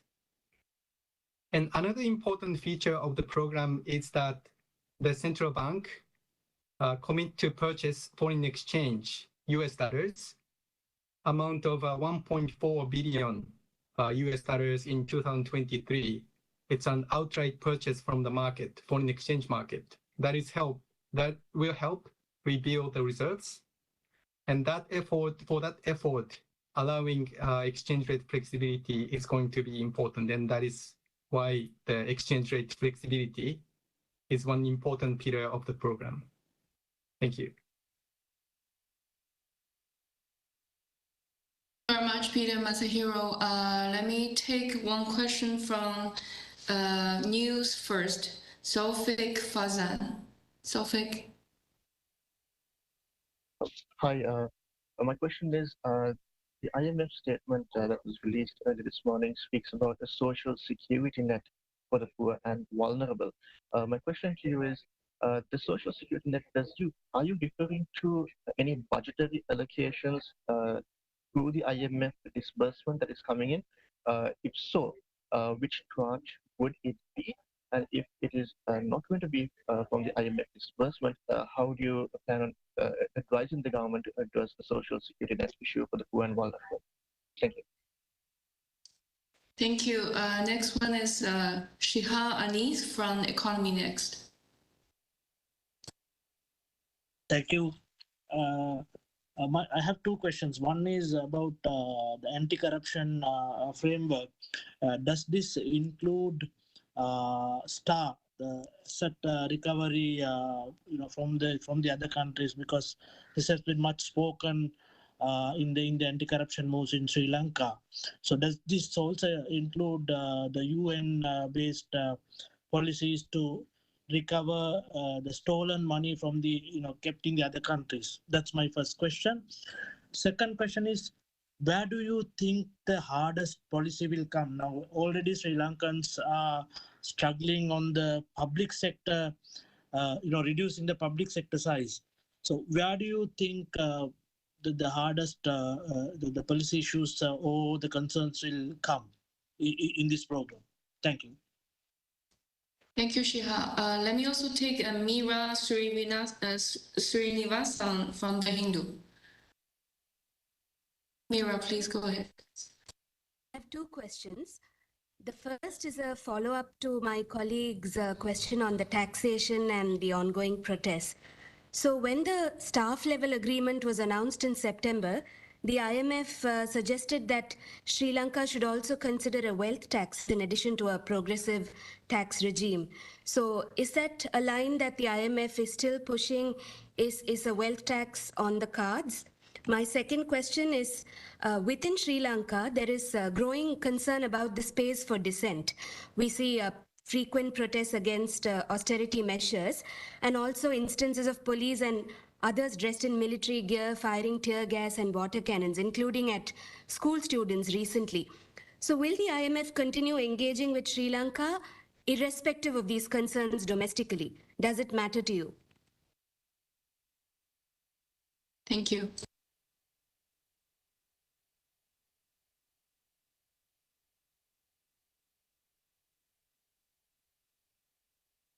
Thank you. So let me address questions on social safety net and anti-corruption and perhaps wealth tax. On social safety net, maybe just a few things I'd like to explain. However, the detail is in the annex in the staff report, and we covered it in Annex 4 of the staff report covers really extensively on this very important critical reform on social safety net. So first, the program sets a minimum spending floor by the government on the social safety net program, and then the definition is defined in this annex in the program document. But 187 billion rupee for 2023 is amounting to 0.6% of GDP, ensuring the real level of benefit will stay the constant, and the number of beneficiaries will be similar to what was done in 2022. And that is a minimum spending floor. It's important target for the program. We will monitor if this spending is this minimum spending target is observed. The second thing is the social safety net improving coverage and targeting is very important. So right now, the social safety net covers around 40% of poor household. That should be significantly increased. And some social safety net spending is paid to relatively rich families. Around 10% is paid to a rich segment of the Sri Lankan society. So that should be corrected. This reform will be done throughout 2023. And important important milestone is mid of this year, the approval of the welfare benefit payment scheme that is detailed in our structural benchmark table, table 2 of MEFP. And last but not least, the IMF's disbursement is not tied to specific spending. That is a difference perhaps from other program or project loans from other international creditors or lenders. In the case of IMF, this amount is used by the government, and then it doesn't attach to specific spending. Anti-corruption framework, let me quickly get back to the question on asset recovery. Here, again, we cover this important topic, anti-corruption and governance issue in one of the annex. And then that you can see that in the detail, but important message I'd like to convey here is that Sri Lankan government commits to introduce anti-corruption legislation in line with UN Convention Against Corruption. And that includes both asset declaration and asset recovery. Asset declaration part is going to be addressed in the near term, the anti-corruption law. And asset recovery part takes a little bit more time, and then that is going to be addressed by March 2024. On top of that, the governance diagnostic will further recommend the specific reforms in the anti-corruption area. The last one, wealth tax. So yes, we mentioned it in the staff level agreement, and now we can say that it's part of the program agreed between us and the authorities. The introduction of property tax and wealth transfer tax is envisaged in 2025. So that takes a little bit time because of preparation. For example, the asset real estate valuation system takes some time to prepare and develop. And that is important reform to be implemented in 2025. And that, again, it's important to make the tax package more progressive. That is more contribution from relatively high income earners. Thank you. I'll stop here. So let me try and address the other two questions. So in terms of space for dissent, yeah, that type of questions. So the IMF is an international organization with a limited technical mandate.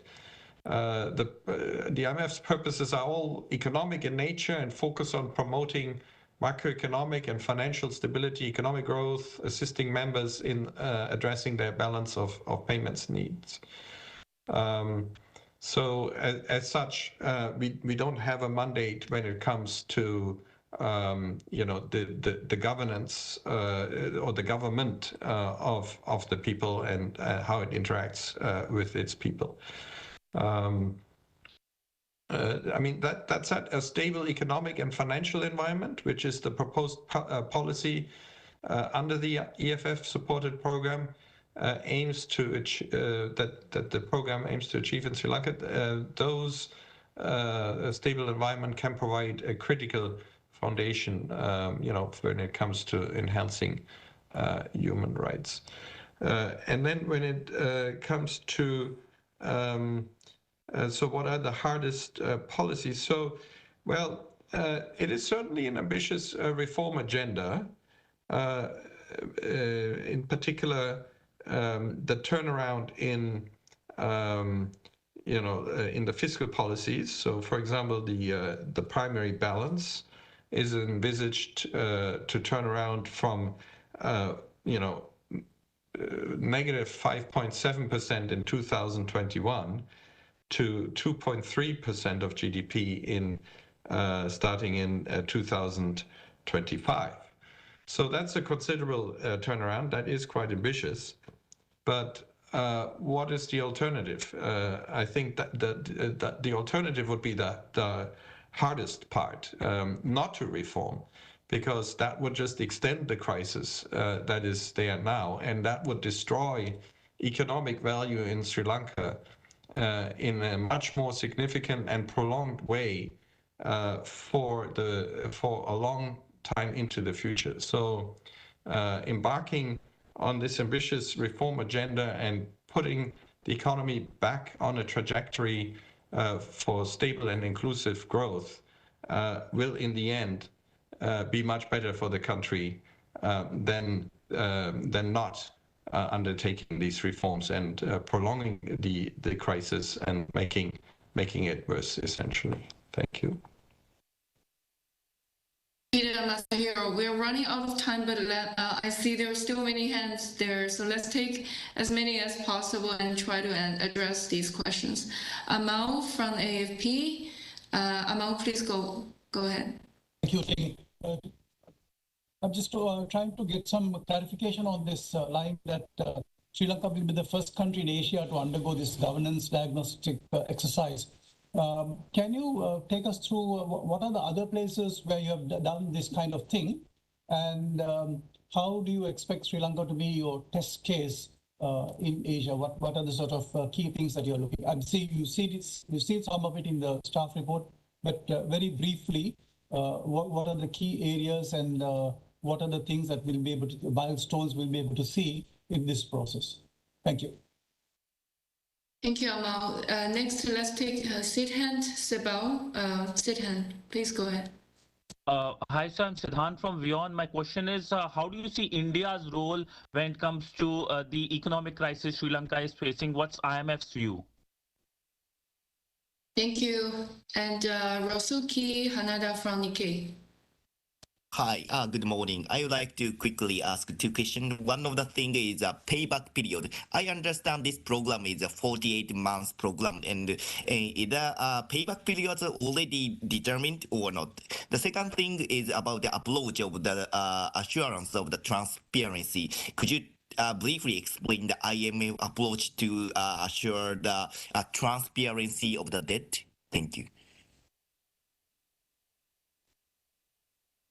Thank you, Peter Masahiro. There are also two questions in the chat. You will see one from Achana, a clarification on the IMF loan provide fiscal budget support, and also from Dinesh on the financing assurance. So there are many questions, so let's try to address them briefly as many as possible. Thank you.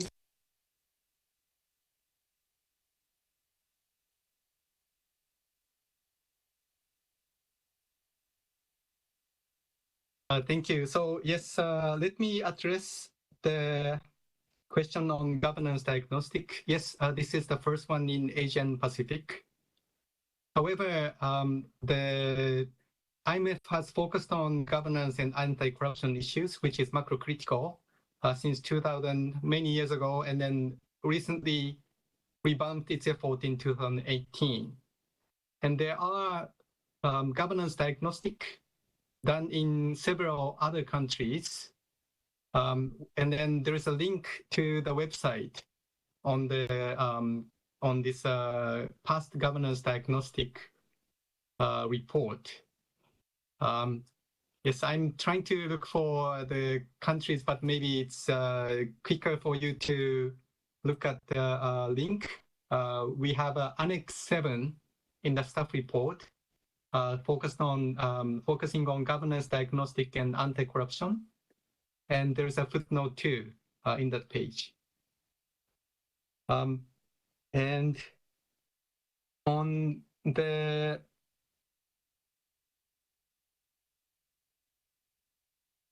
budget support, the IMF financing can be used to ameliorate funding pressure for the government. So for the government, the government can transform the IMF disbursement into rupee and then you start for government expenditure or repaying government loans, for example, treasury bill and treasury bond. That will ease the pressure, funding pressure for the Sri Lanka as well, so that the more stable funding condition for the government can be achieved. So maybe, okay, maybe I turn to Peter, and then and then I can also address any remaining questions. Thank you. So on the repayment period, so the extended fund facility has repayment periods ranging from 4.5 to 10 years. And there's a table in the staff report, table 7 on page 49, that gives the profile of repayments to the IMF from Sri Lanka. And that includes repayments from the the program that was just approved, as well as outstanding balances. That transparency is very important in order to actually get creditors to agree to a debt restructuring. And in this context, the commitment in the open letter that the president has written to official bilateral creditors includes a very strong commitment to transparency. So that will bode well for the negotiations. And indeed, some time ago in the fall, the authorities have already posted on their website all of their external loans on a loan-by-loan basis, and they have assured creditors that this is all of the external debt that they have. So, there have been strong efforts in this regard. India's role, well, it would be the same as any other creditor country. India is one of a number of official bilateral creditors, and official bilateral creditors have, including India, have given their assurances that they will negotiate a debt treatment with Sri Lanka that is consistent with restoring debt sustainability under the IMF program. And then, of course, India, just like other countries, is also a member of the IMF and playing an important role there. I see the question that Ting pointed us to in the chat on no financing assurances have been given by domestic debt holders. Will the IMF deem it fair that total debt is reduced without including domestic debt stock? Treasury interest rates have been inflated as of late. So, as I mentioned, it is up to the authorities to decide how they will meet the debt targets that we talked about earlier in this conference. Of course, what matters a lot is that reaching these targets should not cause more damage than it does good. And so it will be very important to pay close attention to financial stability. So announcing this debt restructuring strategy sooner rather than later will also hopefully help address the concern of the high treasury interest rates at the moment. And the authorities have committed to do so by end April. Let me stop here. I'm not sure whether we now skipped a question, but Ting will keep us on track. Thank you, Peter, Masahiro. It's getting late here, and I see we still have many questions. I don't think we will be able to answer all the questions tonight, and but let me take two last questions. One from Minal Fernandez from Al Jazeera, I believe, and also Asantha from The Economist. Asantha and Minal, please go ahead. Thank you, Ting. You've mentioned about corruption and about safeguards in terms of preventing corruption. You talked about the diagnostic mission, but we're already seeing the disbursement of the first tranche, I believe Peter said within the next 2 days or so. As much as the work to prevent corruption is a sort of a work in progress, how do you ensure that the monies disbursed in the meantime are properly utilized and not abused?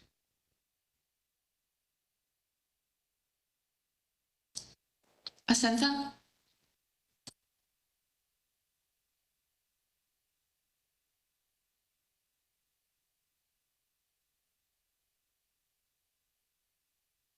Asantha, are you still there? If not, maybe you I'm here. can... I'm here. I'm here. Okay. Yeah. The way the budget financing is done, is it likely to impact change reserve money in any way? And also how will it impact your NIR target flow you have given? And is debt is sustainable based forward-looking? Did you say it on the basis of official assurances only, or is it also because on the unsolicited letter given by the private creditors? And there's also among some private creditors, I understand that they are unhappy about the GDP forward projections, and that's how it impacts the GFN in the future if the GDP is low. And there is some talk of using a downside bond. What is your view on that? And also, there's a in the program, there's a prohibition on monetary financing, but the new law specifically provides for provisional advances. So how do you view that? Thank you.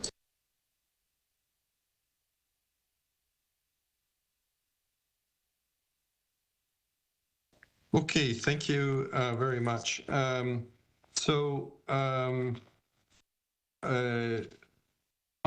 the debt sustainability question, the fact that official bilateral creditors have given their assurances that they will negotiate a debt treatment consistent with restoring debt sustainability is a key part of judging that will be sustainable on a forward-looking basis.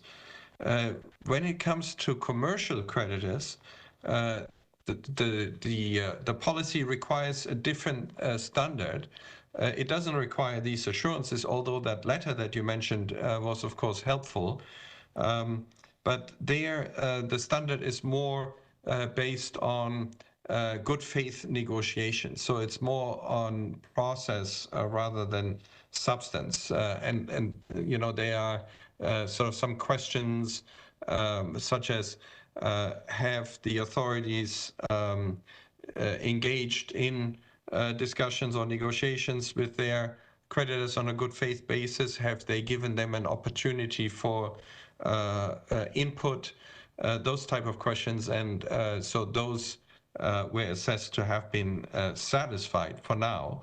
And then, of course, you know, now that the program has been approved, there's nothing in the way of commencing the negotiations also with commercial creditors.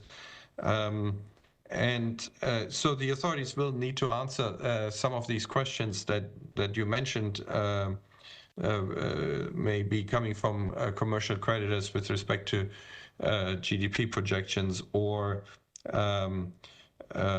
you know, is there room to use state contingent instruments? So it's really up to them to find some kind of instrument that you know, works for both parties.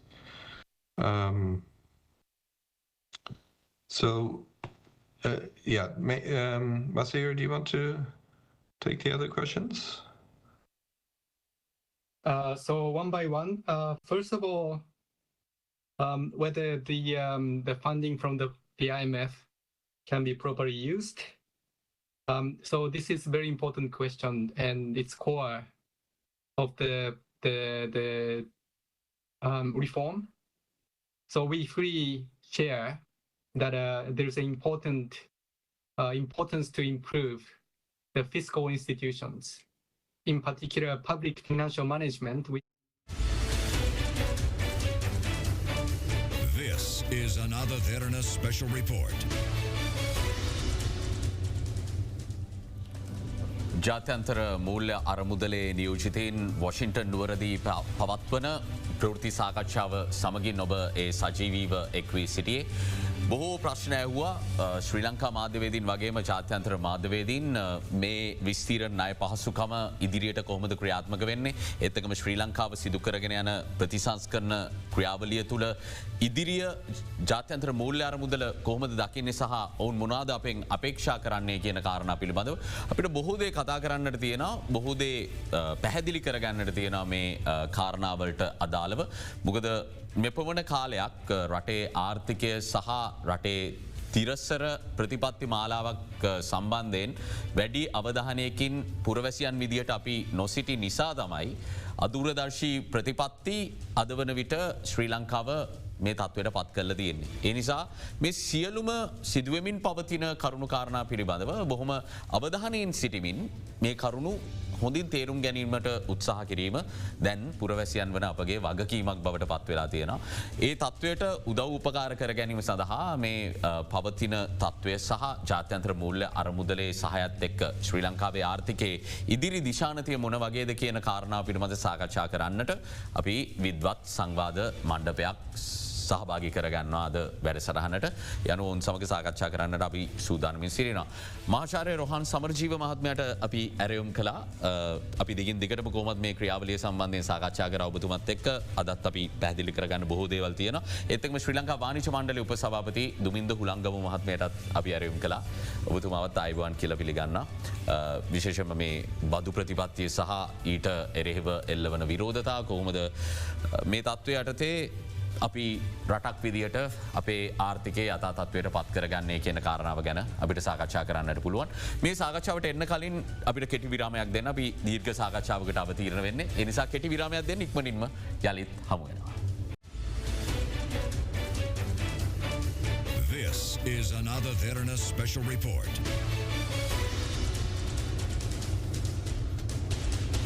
අපි කතා කරමු ජාත්‍යන්තර මූල්‍ය අරමුදලේ විස්තීරණ ණය පහසුකම මේ විදිහට විදායක මණ්ඩලයේ අනුමැතිය ලබා ගැනීමත් එක්ක කොහොමද ආර්ථිකය ඊළඟට මුහුණ දෙන අභියෝග සහ අපි විසින් කළ යුතු දේ මොනවද කියන කාරණාව සම්බන්ධයෙන්.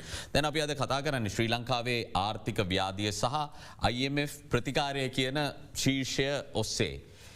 ලෙඩවුණු ආර්ථිකයක් කියන එක ගැන අපිට අමුතුවෙන් කතා කරන්න දෙයක් නෑ මහාචාර්යතුමනි. දැඩි සත්කාරයේ තමයි ආර්ථිකය තියෙන්නේ. මට මගේ ප්‍රශ්නය පලවෙනි ප්‍රශ්නය. දැන් අපේ රටේ ආර්ථිකය මේ IMF අනුමැතියත් එක්ක දැඩි සත්කාරයෙන් සාමාන්‍ය වාට්ටුවකට එනවද නැත්තම් තාම දැඩි සත්කාරයද? මගේ නම් මතය අපි දැඩි සත්කාරයෙන් තවම එළියට එන්නේ නැහැ කියන එක. මොකද අපි ඉතාමත්ම සරල දෙයක් ගත්තොත් මේ ණය කන්දරාවක් තියෙනවනේ. හරි? දැන් ඒ ණය වලින් අපි පිළිගන්න ඕනේ අපි මේ වෙලාවෙත් යම් ණය ගෙවනවා. හරි අපි ණය නොගෙවන ඕනේ මේ අපි අර අපේ සීනියර් ක්‍රෙඩිටර්ස් ජේෂ්ඨ ණයකාරයන්ට අපි ගෙවනවා. අනිත් අයත් එක්ක අපි එකඟතාවයට එන්න ඕනේ. ඒ එකඟතාවයට එන්න බැරි වුණොත් මේක ඉස්සරහට යන්නේ නැහැ. අපේ අරමුණ වෙන්න ඕනේ මේ දුවන සාමාන්‍ය වශයෙන් කටයුතු කරන ආර්ථිකයකට යන්නේ. ඒ කියන්නේ මම නිකන් අපේ සාමාන්‍ය කතාවට කිව්වොත් තෙල් නැවක් බාගන්න පුළුවන් වෙන්න ඕනේ ආන්දෝලනයක් ප්‍රමාද ගාස්තු ඒ ගැන පත්තරවල නිවුස් දාන දැන් කැමරාට වගේ ඉන්නේ නැතුව. ඒක අවශ්‍ය නැහැ. සාමාන්‍ය විදියට තෙල් නැවක් බාගන්න පුළුවන් තත්වයකට එන්න ඕනේ. අන්න ඒක තමයි අපේ අරමුණ වෙන්න ඕනේ. මහාචාර්යතුමනි දැන් මෙතන අපැහැදිලිතාවය කියන බොහෝ විට මේ ගැන ලොකු අධ්‍යයනයකින් ඉන්නේ නැති කෙනෙකුට ණය ප්‍රතිව්‍යුහගතකරණය කරගන්නට අවශ්‍යයි කියලා අපි දිගටම කතා කරා මේ ජාත්‍යන්තර මූල්‍ය අරමුදලේ මණ්ඩලයේ අනුමැතිය ගන්න කලින්. දැන් ණය ප්‍රතිව්‍යුහගතකරණය අපි කරගෙන තියෙනවා කියලා සමහරු විශ්වාස කරනවා. දැන් මේ මූල්‍ය සහතිකය කියන එක ගැන ලොකු අවබෝධයක් නැහැ. අපි ණය ප්‍රතිව්‍යුහගතකරණයේ කොතනද ඇත්තට මේ වෙදී ඉන්නේ? specific and credible assurances කියන වචනේ විතරයි අපි ගාව දැනට තියෙන්නේ. ඒ කියන්නේ ඒ ප්‍රධාන ණය අපිට ණය දීපු උදවිය ප්‍රශ්න තේරුම් අරගෙන නිශ්චිත වචන පාවිච්චි කරලා කියලා තියනවා අපි මේක ප්‍රතියෝගත කිරීමට අවශ්‍ය බව පිළිගන්නවා. ඒක වචනවල අඩුපාඩුවක් තිබ්බ නිසා තමයි මේක මේ තව මේ තරම් පරක් වුණේ. හරි? චීනෙන් ලියුම් දෙකක් දුන්නනේ. පළවෙනි ලියුම පිළිගන්න බෑ කියලා කිව්වනේ. හරි. දැන් ඔතනින් එහාට තියෙන්නේ දැන් කතා කරන්න තියෙන්නේ අර ස්පෙસિෆික් කියන වචනේ ගිවිසුම් බවට පත් වෙන්න ඕනේ. හරි? ස්පෙસિෆික් කියන්නේ නිශ්චිත. ඒ කියන්නේ ඒක කියන්න ඕනේ මේ අපි ගාව තිබුණු ණය අපි ගාව තිබු මේ පොලි අනුපාතය මේ විදිහට මේ පොලි අනුපාතය වෙනස් කරනවා. මේ ඉස්සර තිබ්බේ මේක දැන් ඊට වඩා මීට වැඩිය ටිකක් අඩුයි. ඉස්සර තිබ්බා ගෙවීම් ගරන්න තියෙන්නේ මේ මාසේ ඉඳන්. දැන් අපි කියනවා ගෙවීම් පටන් ගන්න පුළුවන් වෙනත් කාල පරිච්ඡේදයක ගෙවීම් අහවර වෙන්න තිබ්බේ මෙච්චර අවුරුදු ගානකින්. අපි දැන් කියනවා ඒ ගෙවීම අහවර වෙන්න තියෙන්නේ ඊට වැඩි කාලයක් ඇතුළත. හරි? ඔය දෙක ලේසි. දැන් ඊළඟට එන්නේ අර හෙයා කට් කියන වර්ගය. හරි? හෙයා කට් කියලා කියන්නේ අපේ මුළු අපිට ලැබිය යුතු මුළු මුදලින්ම මෙච්චර ප්‍රතිශතයක් අපි අඩු කරනවාද නැද්ද? ඕක ඉතාම අමාරුයි. හරි? දැන් චීනයේ විශේෂයෙන් කියන්නේ අපි මොරටෝරියම් දෙන්නම් කල් දාන්නම් හෙයා කට් බෑ පුතේ. නෑ කපන්නේ නැහැ කිය. කොණ්ඩේ නම් කපන්නේ නැහැ. හරි? දැන් උත්තනදී වෙන්නේ එක ණය හිමිකරුවෙකුට හෙයා කට්ටක් දීලා ඒ කියන්නේ එයා ඒකට එකඟ වෙන්නේ නැහැ අනිත් අයටත් ඒක නොදෙනවනේ. සමාන සැලකීම. සමාන සැලකීම. ඔන්න ඕක තමයි අපි ඉදිරියේ තියෙන ඊළඟ අභියෝගය. දැන් තමයි හරියට පටන් ගන්න. එහෙම බැලුවම. ඔව්. ඒක කියන්නේ අර පූර්ව කොන්දේශය ඉෂ්ට කළා තියෙන්නේ. හරි? එතනින් එහාට දැන් දුවන්න තියෙනවා. තුමින්ද හුලංගම මහත්මයා දැන් 16 වතාවක් අපි මීට කලින් IMF ගිහිල්ලා තියෙනවා. ඒ 16 වතාවෙන් බොහෝ අවස්ථාවන් වල අපි වැඩසටහන සම්පූර්ණ කළා නැහැ. නමුත් මේ සැරේ ජාත්‍යන්තර මූල්‍ය අරමුදලේ අනුමැතිය ගැන වෙන කවරදාටත් වඩා මුළු රටම බලාගෙන හිටියා. මොකද මේ අවස්ථාවේ මේ අනුමැතිය කලින් අවස්ථා 16ටම වඩා ඉතාම වැදගත් නිසා. මේ අවස්ථාවේ වරද්ද ගන්න නැතුව ඉන්න කොහොමද අපි හිතන්න ඕනේ?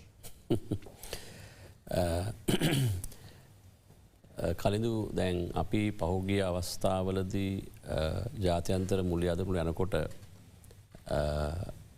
අපේ රටේ ආර්ථිකය මෙවැනි ප්‍රශ්න තිබෙන නැහැ. අපේ ඩෙට් එක සස්ටේනබල් නොවනත් ඒකට පිළිගත්තක සස්ටේනබල්. ඒ නිසා ජාතක මුල්ල අරමුදලෙන් අපිට සහය ලබා ගැනීමේ හැකියාවක් තිබුණා. ඉතින් මිනිස්සු මං හිතන්නේ මේ තරම් කවුරුත් මං හිතන්නේ කියන්නේ ව්‍යාපාර ප්‍රජාව එහෙම නැත්නම් රජය දැන් හිටියට මෙහෙම අපි යනවා කියලා IMF ෆැසිලිටි එකකට මම රටේ මහ ජනතාව මෙච්චර අවබෝධයෙන් බලා හිටියේ නැහැ. මොකද අපි මේ වගේ ආර්ථික ප්‍රශ්න වලට මුහුණ නොදුන අවස්ථාවක තමයි අපි ගියේ.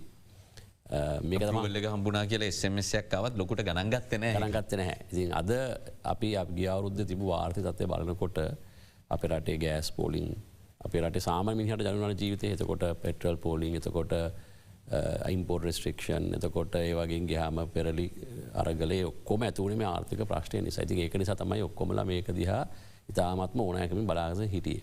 මොකද මෙතනින් එහා විසඳුමක් නැහැ කියන මතයට මිනිස්සු මතයක් ගොඩනගාගෙන හිටිය නිසා. ඉතින් ඒ නිසා මම දකින්නේ මේ අවස්ථාවේ තමයි අපිට IMF එකට යන්න කලින් හුඟක් රිෆෝම් කරන්න සිදු වුණේ. අපි කියන්නේ ස්ටාෆ් ඇග්‍රීමන්ට් අසකට පස්සේ එතන අද දක්වා අද බෝඩ පුර ගන්නකම් IMF එක කිව්වේ මේ පොලිසි චේන්ජස් කරන්න ඕනේ, මේ රිෆෝම්ස් කරන්න ඕනේ. ඉතින් මම හිතන්නේ ඒ රිෆෝම්ස් කරන්න හුඟක් ධෛර්යවන්ත වෙන්න ඕනේ. ඒ කියන්නේ අපි උදාහරණයක් අපි තුනක් ශ්‍රී ලංකාවේ ශ්‍රේෂ්ඨ තුනක්. පළවෙනි එක තමයි තෙල්. ඒ කියන්නේ ෆුවල් ප්‍රයිස් එක අපි කොස්ට් ප්ලස් බේස් එකට යන එක මෙතෙක් කල අවුරුදු ගානකට කරන්න බැරුණු දෙයක් දේශපාලන හේතුන් මත. මොකද අපි ඔක්කොම කරේ හැමදාම මේ අඩුවට විකුණලා ඒක බැලන්ස් එක බැංක් ඔෆ් නැත්නම් පීපල්ස් බැංක් එකෙන් ලෝන් අරගෙන තමයි ගෙව්වේ. ඉතින් ඒක අපි ගෙවන්න තත්ත්වයකට ආවා. ඊට පස්සේ තමයි අපිට උනේ මේක කොස්ට් ප්ලස් මෙතඩ් එකට යන්න. දැන් ඒ එහෙම ගත්ත ටික අපි දැන් ගෙවනවා. එහෙම ගත්ත අපි දැන් ගෙවනවා. මම කියන්නේ අපි සාමාන්‍ය දැන් මේ කොස්ට් ප්ලස් යන නිසා මම දන්න හැටියට සාමාන්‍ය තුනකට තෙල් සංස්ථාවේ ණය ගෙවීමේ හැකියාවක් තියෙන තෙල් සංස්ථාවට දැන් ඒක පහුගිය නැත් ගන්න පුළුවන් එකට ගන්න ආදායමෙ. එතකොට ඒ වගේම ලංකා විදුලි බල මණ්ඩලයේත් දැන් කොස්ට් ප්ලස් ප්‍රයිස් එකට යන්න පුළුවන් උනේ ඒක හරිද වැරදිද කියන්නේ කොච්චරක් වැඩි කරනද කියන ප්‍රශ්නයක්. හැබැයි අඩු ගානේ ප්‍රතිපත්තිමය වශයෙන් වෙනසක් අසු කරන්න පුළුවන් වුණා. ඒවගේ වැඩ ගොක්ම ආන්දුරත් වෙලා තියෙන බදු ප්‍රතිපත්තිය සංශෝධනය කිරීම ගැන වැට් එක සංශෝධනය කිරීම සම්බන්ධ ආදායම සංශෝධනය කිරීම සම්බන්ධයෙන් මම හිතන්නේ ඒව ඔක්කොම අපි කරවුවා මේ යන්න කලින්. ඉතින් ඒ නිසා මං හිතන්නේ ඊළඟ මෙතුමා කිව්වා වගේ ඊළඟ අපි දැන් ප්‍රතිපත්තිමය තීරණ අරන් හුඟක් ඉවරයි. ඒ කියන්නේ බදු සංශෝධනය කොස් ප්ලස් එකේ වැඩිම බලපාන්නේ රජයේ රජයංශයේ පාඩුරු විදුලි බල මණ්ඩලයයි තෙල් සංස්ථාවනේ මහජනත බරක් වුණේ. එතකොට ඒ තුන කරපු නිසා අනිත් ප්‍රතිගත කරන්න මං හිතන්නේ එච්චර අමාරු වෙන්නේ නැහැ. හැබැයි අපි දැන් ණය ප්‍රතිගතය කරම ඊළඟ තියෙන අභියෝගය මෙතුමා කිව්වා ඒක කරන හැටි කරන ක්‍රමය. ඉතින් මම හිතන්නේ අපි මෙදාපාර අපි මේ IMF එකෙන් අපි වෝක් අවුට් කරොත් අපි ගියොත් එළියට ගියොත් එහෙම මොකද ඒක ට්‍රාන්සිෂන් එන්නේ. එතකොට මම හිතන්නේ අපිට අපි පිළිබඳ විශ්වාසය අපි රටක් හැටියට තිබෙන විශ්වාසය නැති වෙන කඩ වෙනවා.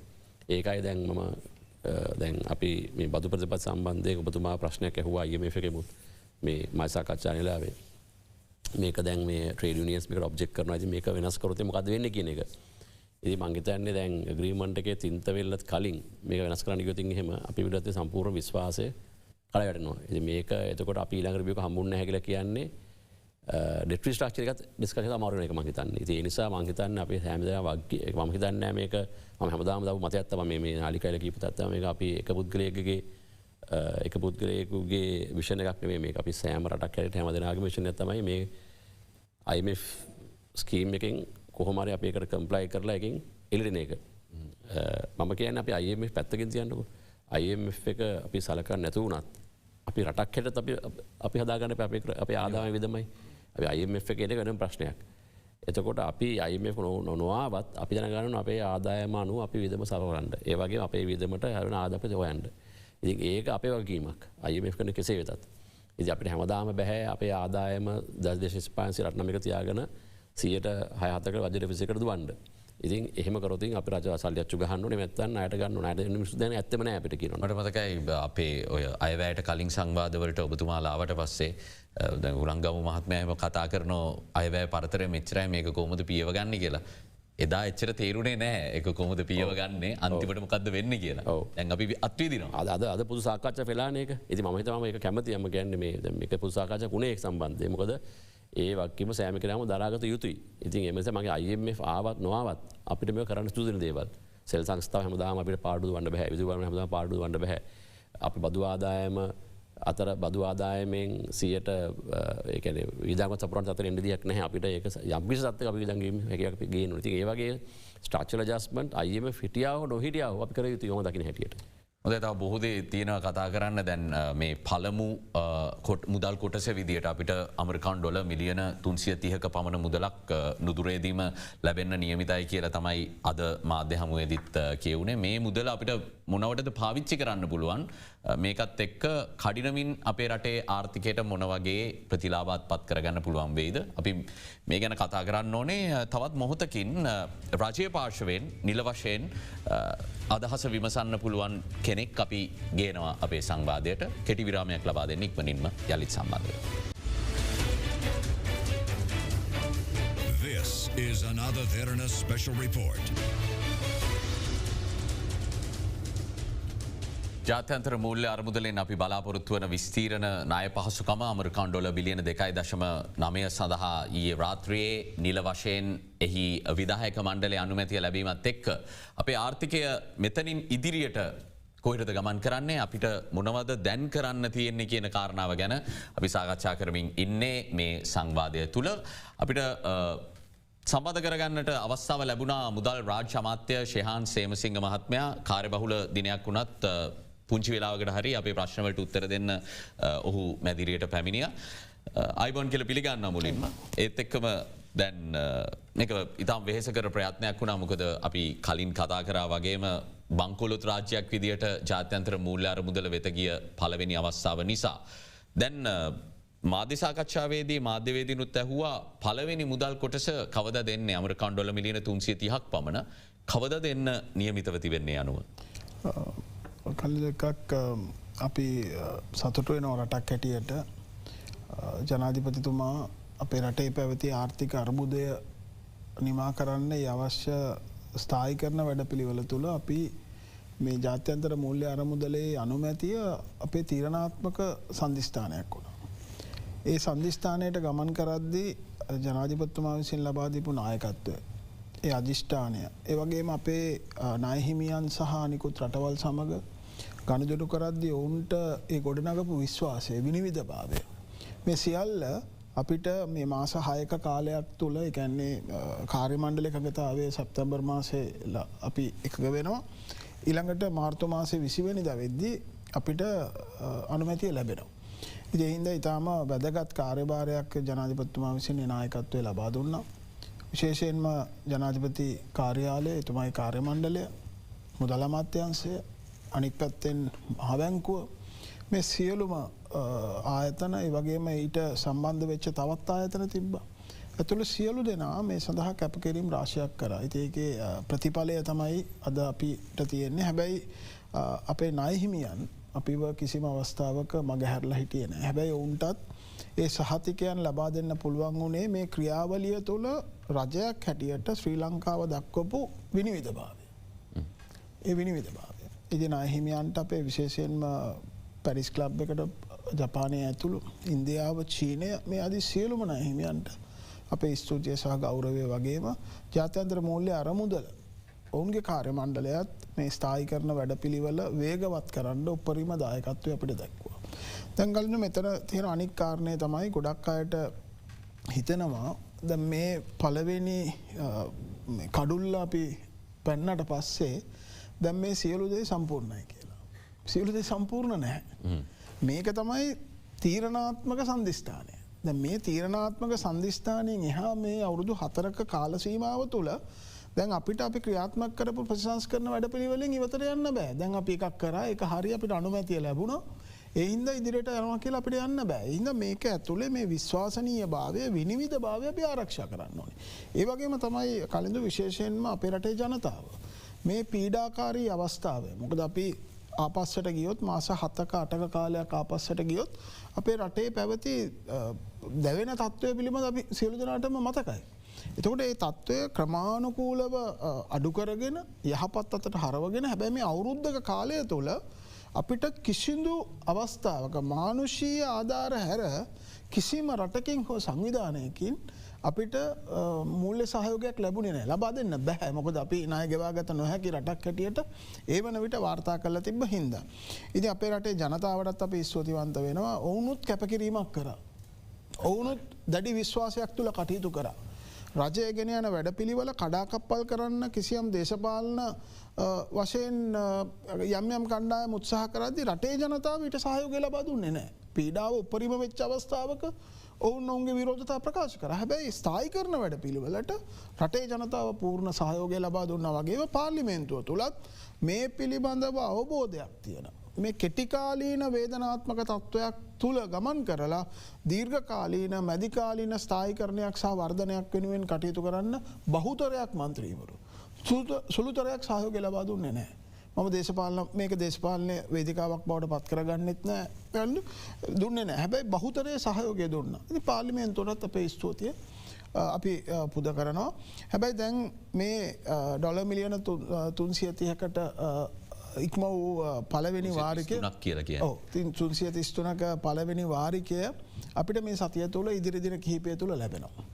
හැබැයි මේකේ වැදගත් කාරණය වෙන්නේ අපිට ජාත්‍යන්තර මූල්‍ය අරමුදලත් අනික් පැත්තෙන් ජාත්‍යන්තරව මූල්‍ය සහයෝගය ලබා දෙන ආයතනත් මේ වැඩසටහන තුළ ඇමරිකානු ඩොලර් බිලියන 7ක මුදල් ප්‍රවාහයක් රටට එකතු කර. මම මේ අහන්න හිටියේ මොකද දැන් ඊයේ නිවේදනය නිකුත් කරාම ජාත්‍යන්තර මූල්‍ය අරමුදල උන්ගේ නිවේදනයේ දැක්ුණා මේ අනුමැතියත් එක්ක ඇමරිකානු ඩොලර් බිලියන 7ක් සඳහා දොරටුව විවෘත වෙනවා කියලා. කොහොමද ඒක වෙන්නේ?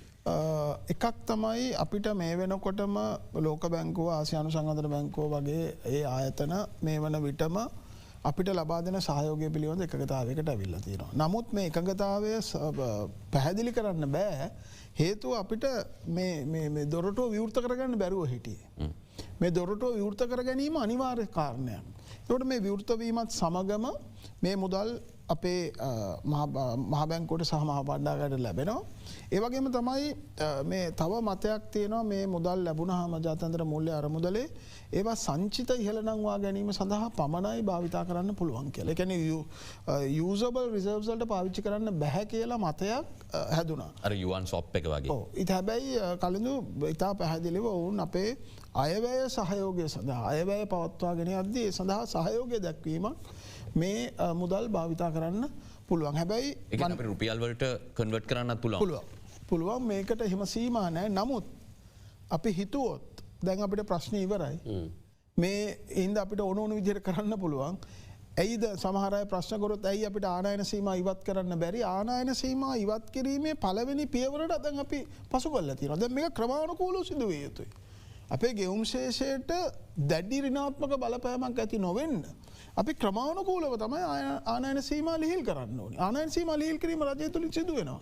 හැබැයි පැවති තත්ත්වය තුළ අපේ සංචිත ප්‍රමාණය මිලියන ඇමරිකානු ඩොලර් මිලියන 20ක් දක්වා අඩු වෙච්ච තැනක ඊළඟට ණය අපිට ගෙවා ගන්න බැරි වෙච්ච තැනක මෙවැනි උපක්‍රම භාවිතා නොකළා නම් මීට වඩා බරපතල තැනකට යනවා. ඒ වගේම තමයි අපිට දැන් ජාත්‍යන්තරය තුළ අපිට අහිමි වෙච්ච විශ්වාසය අද ගොඩ නැගෙනවා. ජාත්‍යන්තර මූල්‍ය අරමුදලේ මැදිහත් වීම තුළ මේ ආර්ථික ස්ථායීකරණ වැඩපිළිවෙලට මැදිහත් වීම එන්නේ එතන. ඊළඟට කලින්දු මේ ජාත්‍යන්තර මූල්‍ය අරමුදල අපිට බලහත්කාරයෙන් දීප එකක් නෙවෙයි.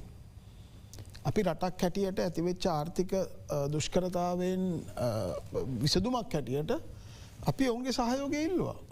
ඔවුන්ගේ වගකීමක් තමයි එවැනි තත්ත්වයක් තුළ ඔවුන් මේ ආර්ථික ස්ථායීකරණ වැඩපිළිවෙලට මඟ පෙන්වීම කරන. ඉතින් මේ වැඩසටහන අපේ වැඩසටහන.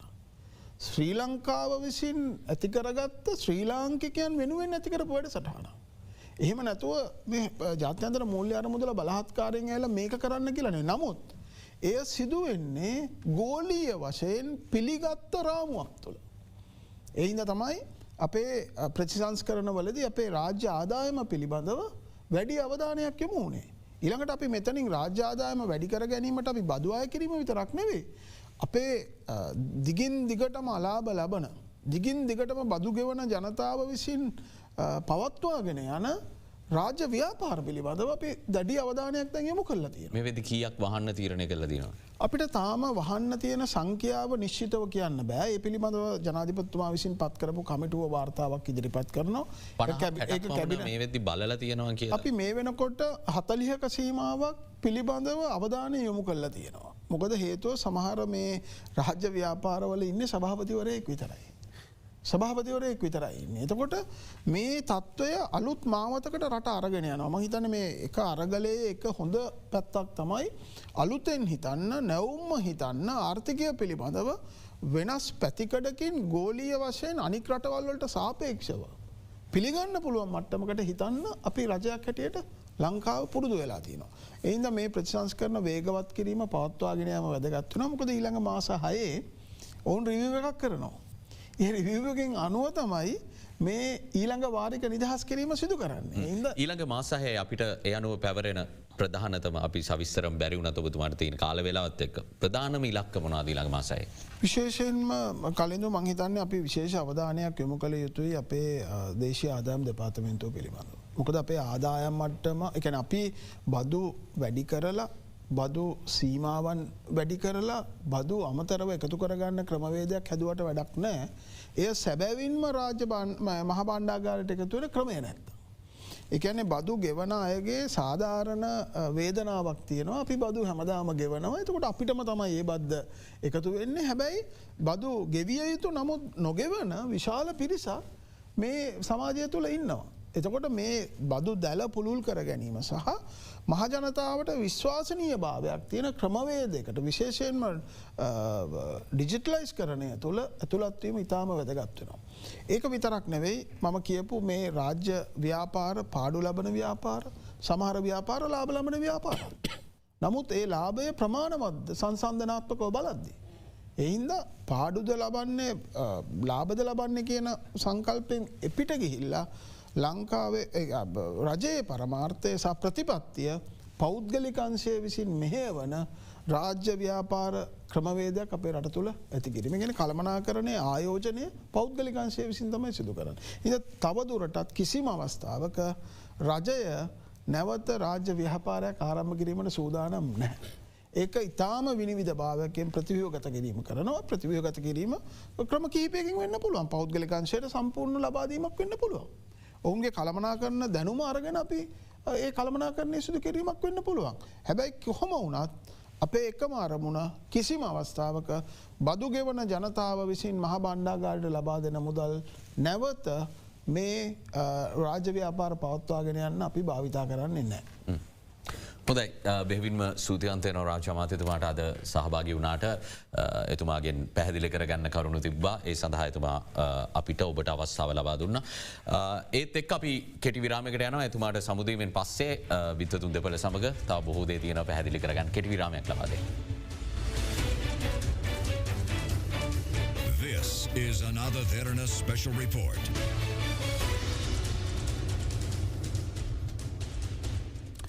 මාචාරය රොහන් සමරජීව මහත්මය දැන් අපි ගෝලිය වශයෙන් කතා කරද්දි.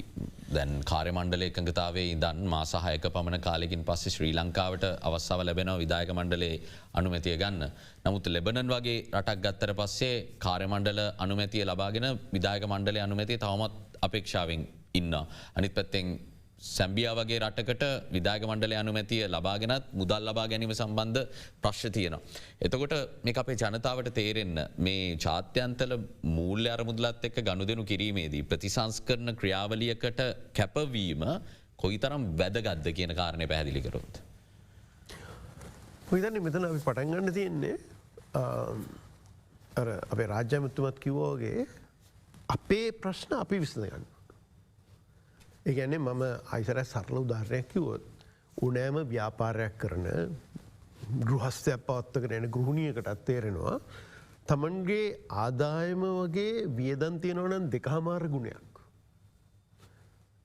ඒ කියන්නේ හිටපු හැටිය මේක ආහාරවීම ලොකු ව්‍යසනයක් ඇති වෙලා මරණ ගෙදරක් ඇවිල්ලා මොකක් හරි වෙන්න පුළුවන්. ඒ එක වෙලාවක. නමුත් දිගටම මෙවැනි තත්ත්වයක් තියෙන එක දරාගන්න බෑ කියලා ඕන කෙනෙක්ට තේරෙනවා. දැන් අපි අවුරුදු 74ක් ওই ක්‍රමයට ගියා. ඔය දෙකමාර කියන එක තමයි දැන් තියෙන තත්ත්වය. ඒක බොහොම නරකයි. නමුත් අපි හැමදාම ඔය විදියට තමයි අපේ රාජ්‍ය කටයුතු කරේ. ඉතින් අපි ඕක හදා ගන්න ඕනේ. දැන් අයිසරෙක් මම ඒක වෙනස් ස්වරූපයකින් කිව්වොත් අපේ මුළු බදු ආදායම සකල බදු ආදායමෙන් 65%ක් අද යනවා වැටුප් සහ විශ්‍රාම වැටුප් සඳහා. 86 ගැන මම කතා කරන්නේ ඒක අතීතයේනේ. 65%ක් යනවා. එතකොට අපිට තේරුම් ගන්න ඕනේ අපි ආණ්ඩුවේ ස්පිරිතාලට බෙහෙත් ගන්නේ සමෘද්ධි කරන්නේ අපේ හිරගෙවල් පවත්වාගෙන යන්නේ ඔක්කොම කරන්නේ අර 35 කරන්න බෑනේ. එතකොට 35න් කරගන්න බැරි නම් එතනින් එහාට අපි යන්නේ මේ රිම් එකෙන් යන්නේ අපි යන්නේ ණය අරගෙන මුදල් ලච්චු ගහගෙන එක දේවල් කරගෙන. ඉතින් ඕක තමයි අපි තේරුම් ගන්න ඕනේ. ඉතින් අපේ ප්‍රශ්න අපි විසඳ ගන්න ඕනේ. දැන් මෙතනින් අපිට ලැබිලා තියෙන්නේ යම්කිසි විනයානුකූල විනයගත ක්‍රියාදාමයක්.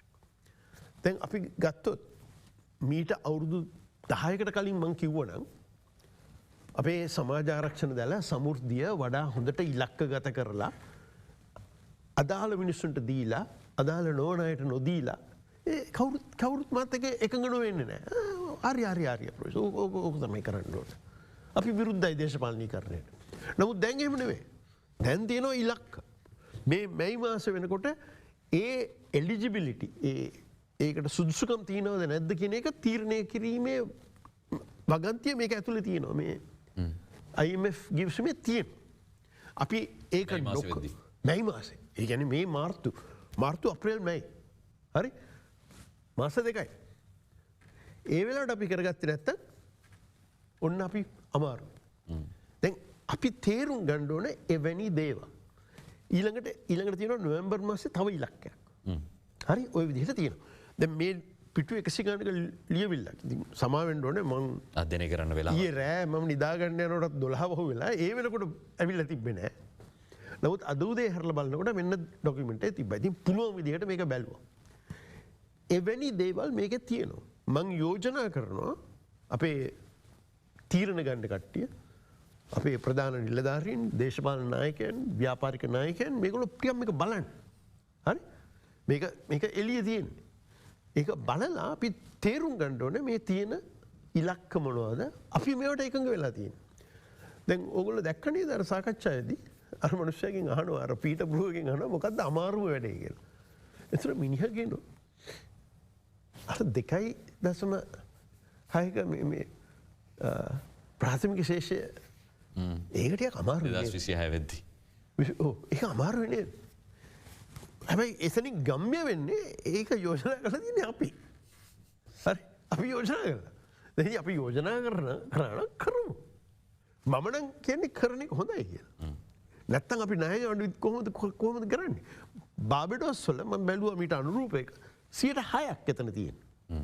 බාබඩෝස් ඒගොල්ලොත් IMF එකට ගියා බංකොලොත් වෙන්න කලින්. 6% අපි 2.6. නමුත් අපි තේරුම් ගන්න ඕනේ. මේකේ තියෙන අභියෝගය මොකක්ද කියලා. මමත් එකඟයි. ඒක තමයි අමාරුම අභියෝගය.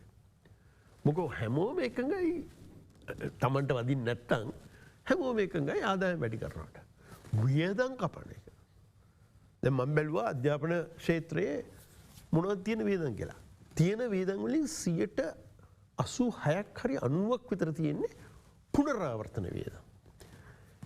ඒතර ප්‍රාග්ධන වියදම් අලුත් ගොඩනැගිලි අලුත් කම්පියුටර් වගේ දේවල් අලුත් ක්‍රමවේදයන් වලට ඉතාම සුළු ප්‍රමාණයක්. ඉතින් අද තියෙන මොකක්ද තියෙන? අපි අරව කපනවා. අපේ පළදායතාව දියුණු කරන්න අලුත් ක්‍රමවේදයන් දියුණු කරන්න.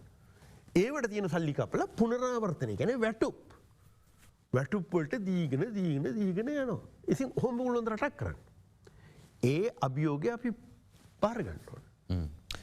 දුමින්ද හුලංගම මහත්මයා ඔබතුමා බදු ගැන කතා කරන්න අවසාන අවස්ථාවත් ඔබතුමා උත්සාහ කර නමුත් විරාමයකට යන්න හින්දා ඒක බාධා කරන්න සිදු වුණා. නමුත් දැන් අපි බදු ගැන කතා කරමු. මොකද ඊයේ ජාත්‍යන්තර මූල්‍ය අරමුදල නිකුත් කරපු කෙටි මාධ්‍ය නිවේදනයේ පවා සඳහන් වෙනවා ambitious revenue based fiscal consolidation is necessary for restoring fiscal and debt sustainability.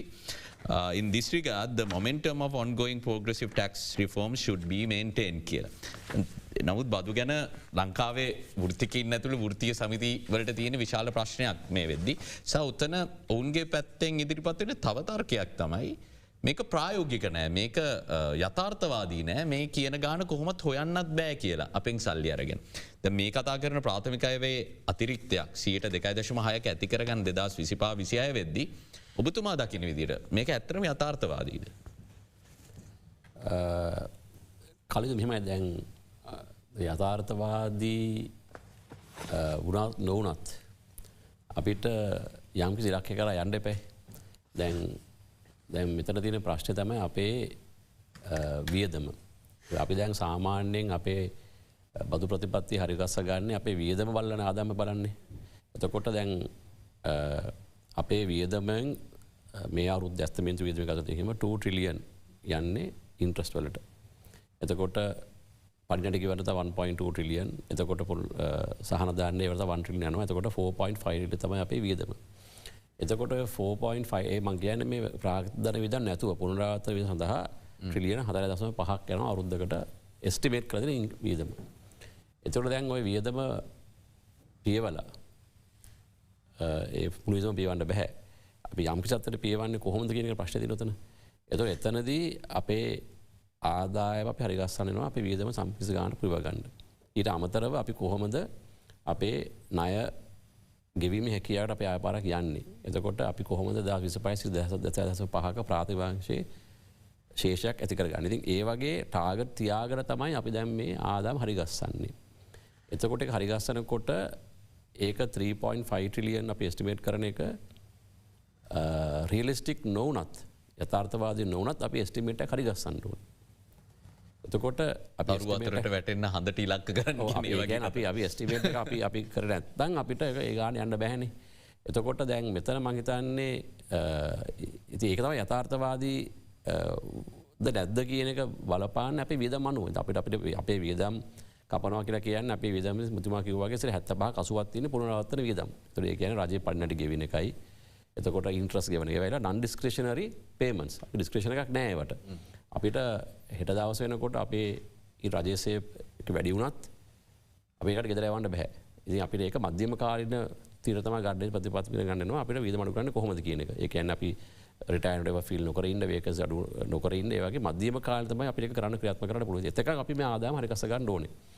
එතකොට අපි කවුද මේක ආදායම ගේ පිටරටින් ගියට බෑ නම් අපිම තමයි ආදායම ගෙවන්න ඕනේ. එතකොට මෙතන තියෙන දැන් අද අපි බලන්නේ මේ ආදායම අපි ගන්න කොහොමද කියන එක. අපි වක්‍ර බදු වලින් කොච්චරක් ගන්න පුළුවන්ද ඍජු බදුවෙන් කොච්චරක් ගන්න පුළුවන්ද කියන එක. දැන් වක්‍ර බදු වලින් යන ගන්න ප්‍රමාණය අපිට හුඟා වැඩි කරන්න බෑ මොකද වැඩි කරොත් එහෙම වෙන්නේ ඒකේ හැම කෙනාම ගෙවන්න ඕනේ. එතකොට ඒකට උද්දම් නැති වෙන්න පුළුවන් ඒකෙන් දුප්පත් පොසත් හැම දෙනාම වක්‍ර බදු ගෙවන්න ඕනේ. වක්‍ර බදු වැට් එක 15යි සෝෂල් සෙකියුරිටි කොන්ට්‍රිබියුෂන් 2.5යි ඊට වඩා එහාට අරන් යන්න බෑ මම දැක්ක 17.5ක් ඒ කියන්නේ ටැක්ස් එකක් තියෙන එක. ඉතින් එහාට අරන් යන්න බෑ. එතකොට එහෙනම් අපි කොහොමද ගන්නේ මේක ඍජු බදු වලින් ගන්න වෙන්නේ. ඍජු බදු වලින් ගන්නකොට අපේ තියෙන්නේ පුද්ගලික ඒක කියන්නේ පුද්ගලයන්ගේ පර්සනල් ඉන්කම් ටැක්ස් එකයි කෝපරේට් ටැක්ස් එකයි. එතකොට පර්සනල් ඉන්කම් ටැක්ස් අපි කෝපරේට් එක ගත්තොත් දැන් 124ට තිබ්බ එක 114ට තිබ්බ එක 118ට තිබ්බ එක 130ට අරන් ඉන් තියෙනවා. එතකොට දැන් මෙතන ප්‍රශ්නේ තියෙන්නේ එතකොට පුද්ගලික ආදායම 5% සිට 136 දක්වා යනවා.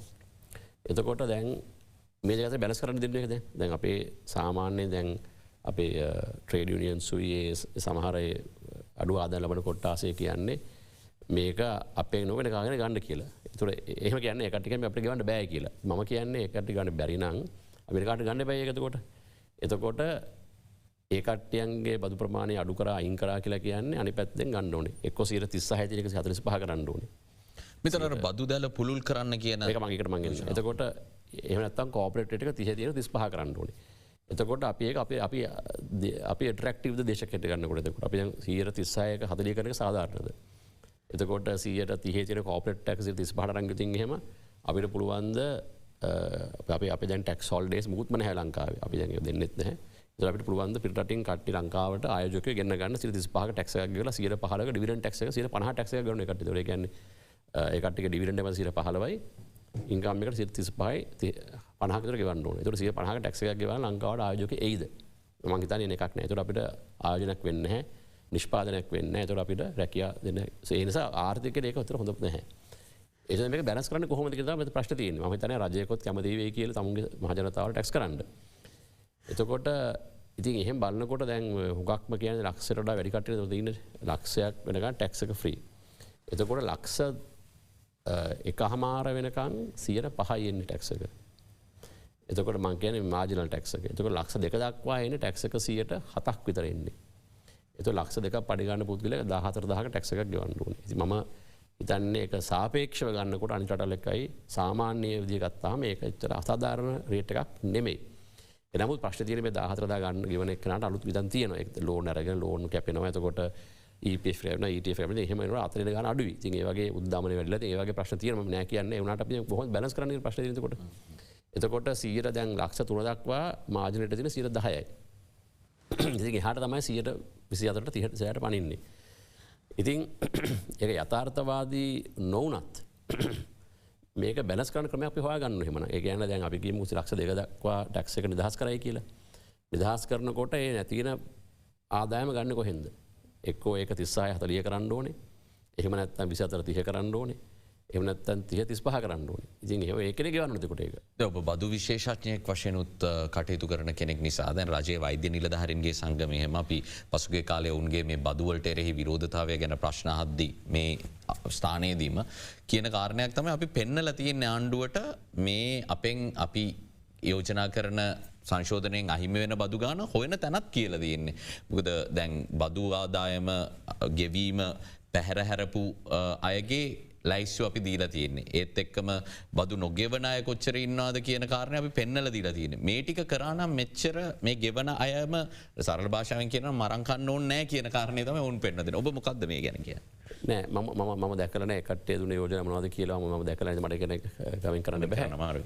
හැබැයි මම බදු සේසය අවුරුදු 25ක් ඉන්න පුද්ගලයෙක් ඉතින් මම දන්නවා සාමාන්‍ය යෝජනාව ක්‍රියාත්මක කරන්න පුළුවන් කොහොමද කියලා. ප්‍රායෝගික යෝජනා මොනවද ප්‍රායෝගික නොවන යෝජනා මොනවද කියන එක. එතකොට දැන් බදු දැල වැඩි කිරීම ගැන ඔබතුමා කිව්වා වගේ දැන් ඒ යුනියන්ස් පෙන්නලා දුන්නා නම් මේ බදු නෙවන කට්ටිය මෙච්චරක් ඉන්නවා ඒකට මෙච්චර අය කරන්න පුළුවන් කියලා.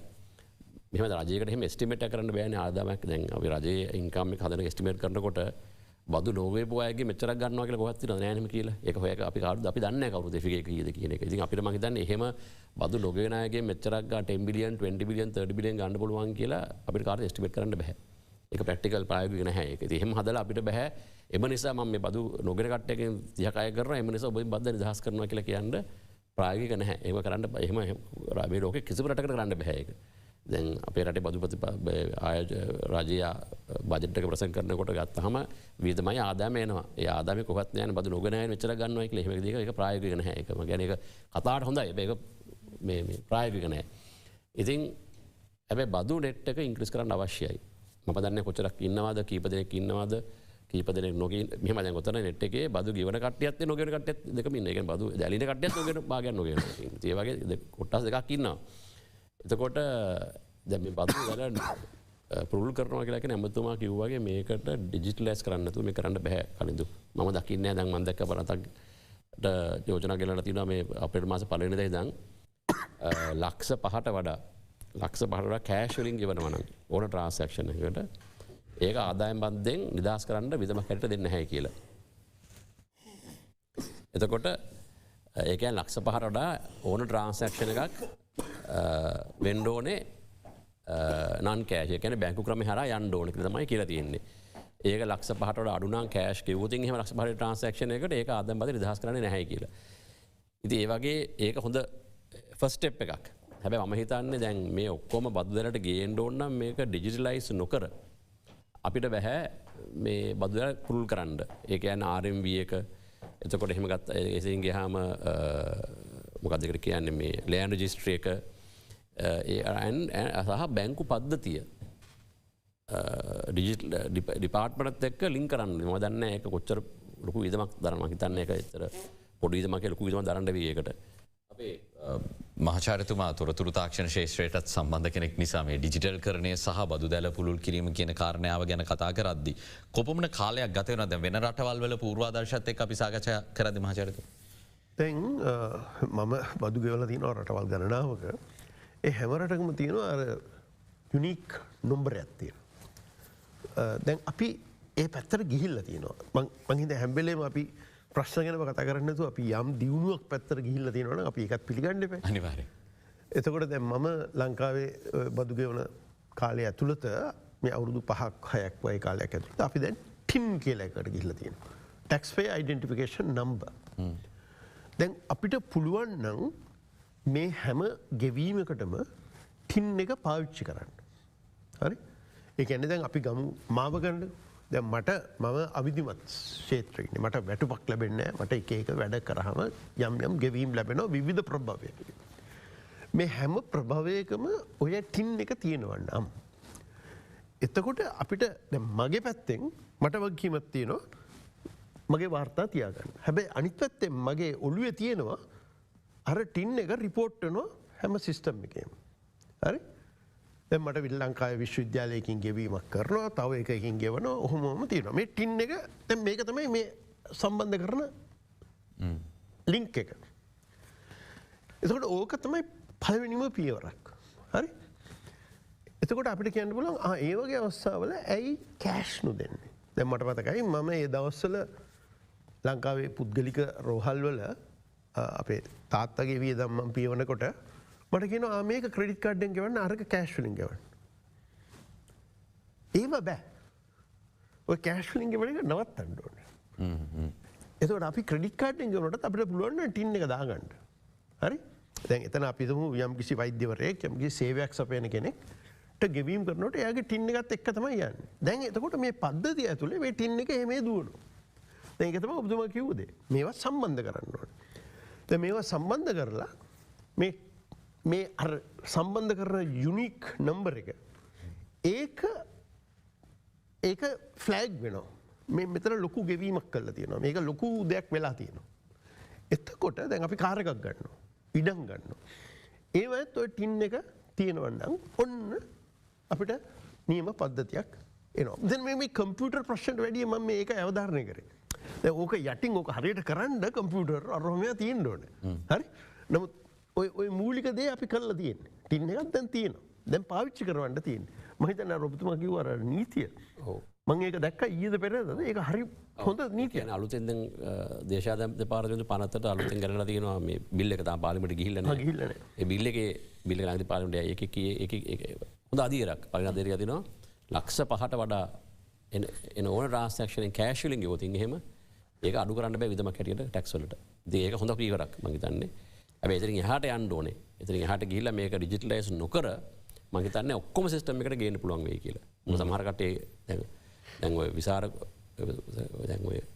ෆෝර්මල් සෙක්ටන කම්පන සම්බද බැහරින් නැහැ සාමාන්‍ය ඒකටය කර පේමන්ස් කොමට චෙක්සම ගෙවන්නේ ඉතින් කෑශලින් ගෙවන්නේ හොකක්ම අන්නෝගනයි සෙක්ට එක ඉතින් ඒක අවිධමත් සෙක්ට ඒක සිස්ටම් එකට ඕකතර මදි ඒක ඩිජිටලයිස් නොකර අර ට්‍රන්සක්ෂන කැප්ච කරන ක්‍රමකට ගේන් ඩෝන මාචරිතුමනි දැම් මේ ඩොල මිලියන 330ක් අපිට මුදල් ප්‍රවාහයක් විදිට ගලාගෙනවාම ජාත්‍යන්තර මුල්ල අරමුදලින් පිට වෙළඳ පොල තුළ මොනවගේ වෙනසක්ද කඩිනමින් අපේක්ෂා කරන්න පුළුවන් විශේෂ විදේශ විනිම අනුපාතය පැත්තෙන් ගත්තම එහෙම පිරේ මනාවැකි කියන්න පුළුවන්ද. දැන් මම ඉති අනාවශි කියන විශ්නසක නෙමේ ඉන්න කියලම හැමදාම කියනවා. මහිතන්නේ ඒකෙන් යම්කිසි සංඥාවක් යනවා ආණ්ඩුවට මේවා කල්මනා කරණය කරගෙන ඉස්සරට අන්න බලන්න අපි අනි පැත්ත මේක වෙලා තින ඔය ඉලක්කම විතරක් අපි බලන්නේ මේ ඉදිරිකාලේ දැම්ම අයිසරක්කී නෝ අපි තවම ණය ගෙවනෝ හරි අපි ගෙවන්න ඇත්ත මේ යම් කොටසකට පමණයි අපි ආසියනු සංවර්ධන බැංකුවට ලෝක බැංකුවට කට්ටයට ගෙවන ණය තියෙනවා ඒවා එකක කාලවල එක කාර්තුවල ලොකු පොඩි ගණන් එනවා ද සමහරලාට ඒ වගේ ලොකු පීඩනයක් එනවනම් එතකොට මේ මහබැංකොට ඩොලර් ප්‍රශ්නයක් තියෙනවා. ඉතින් ඒක යටතේ මගේ නම් හැඟීම මේ සාමාන්‍යයෙන් ඕගේ දෙයක් ආවහම සංජනනය ප්‍රශ්නයක් තියෙනවා. සංජනනයක් තියෙනවා දැන් ආණ්ඩුව ඊට වැඩිය හොඳ පදනමක ඉන්නේ ආණ්ඩුවත් එක්ක අපිට ගනුදෙනු කරන්න පුළුවන් යනාදී වශයෙන්. ඒතර මේ සංජනනයෙන් ලැබෙන ප්‍රතිඵලය මිස මට නම් හරියටම කියන්න අමාරුයි. මොකද මෙතන සාධක වැඩි. අනිත්තක මතකද මේ මිලියන 333ක් කියලා ගැන මහලොකු ගානක් නෙමෙයි කියලා මතක තියාගන්න ඕනේ. හොඳේ. ඒකයි කොහොමද දැන් කරන්සි එකේ කොන්ෆිඩන්ස් එකක් බිල්ලුනහම ආර්ථිකවල යම්කිසි කොන්ෆිඩන්ස් එකක් මිනිසුන්ට ආපුවම ශරීරයක් ආපුවාම එතකොට මිනිස්සු මේක ස්පෙකියුලේට් කරන්නේ නැහැ. එතකොට මිනිස්සු හිතුවත් බය වෙනුත් තමයි හරි ඩොලර් එක දැන් 300 තියෙනවා මේක 350ට යන්න පුළුවන්. එම නිසා මම වැඩියෙන් ඉම්පෝර්ට් කරන්න ඕනේ. ඒ නිසා වැඩියෙන් මම ඩොලර් රැස් කරන්න ඕනේ. ඒ අතරතුරේ එක්ස්පෝර්ටර්ස්ලා හිතනවා මම මේක දැන් 300ට මම විකුණන්නේ නැහැ. 300 තියෙන මම 300ට යන්න පුළුවන් මම විකුණලා තියාගෙන ඉන්නවා කියලා. ඉතින් ඒ වගේ ස්පෙකියුලේටිව් එන්නේ ඩොලර් එකේ නැතිකොට. මගේ යම්කිසි මෙතුමා කිව්වා වගේ අපි දැන් මේ පරිණි දැන් ආස කරා විතරමනේ. දැන් මේක ඊළඟ මාස අපි කොහොමද දුවන්නේ අපේ ඒ කාර්තු අපේ ඩෙට් එක රිවැලියුට් කරනකොට කොහොමද අපි ඒ කට්ටගේ ටාගට්ස් මීට් කරාද? එතකොට ඩෙට් රිස්ට්‍රක්චරින් අපි කොහොමද වෙන්නේ? අපි ඒකේ කොහොමද අපි අවුරුදු කීයකද ගෙවන්න වෙන්නේ? එතකොට ඒ වගේ මං හිතන්නේ මාකට් එකට සර්ටිෆිකේට් ආපුවාම මේක ස්පෙකියුලේට් වෙන්නේ නැහැ ඊට පස්සේ. මේක මේ ස්පෙකියුලේෂන් තමයි මේ දුවන්නේ දැන් හින්දා. මොකද මිනිස්සු බයයි මේ 300 350 වේ ඒක 350 280 වේ කියලා. ඒ නිසා මං කියන්නේ යම් කිසි ස්ථාරත්වයක් ආර්ථික ලැබුණාම ඕක ස්ටැබිලයිස් එකකට මට දෙන්නේ. මහාචාර්යතුමනි දැන් ණය ප්‍රතිව්‍යුහගත කිරීම ගැන කතා කරද්දී දේශීය ණය කියන කාරණාව විශාල ප්‍රශ්නයක් වෙලා තියෙනවා. මේක කරන්න ඕනේද නැද්ද කියන කාරණාව ගැන අපි කතා කරද්දී බොහෝ විට කතා කරනවා. නමුත් දැන් අද ප්‍රවෘත්ති සාකච්ඡාවේදී ප්‍රීට බ්‍රුවර් නම් කිව්වේ ඒක අයිති ණය හිමියන්ට සහ රජයට අපි ජාත්‍යන්තර මූල්‍ය අරමුදල විදියට දේශීය ණයද ඒවට අපි අත තියන්නේ නැහැ කියලා.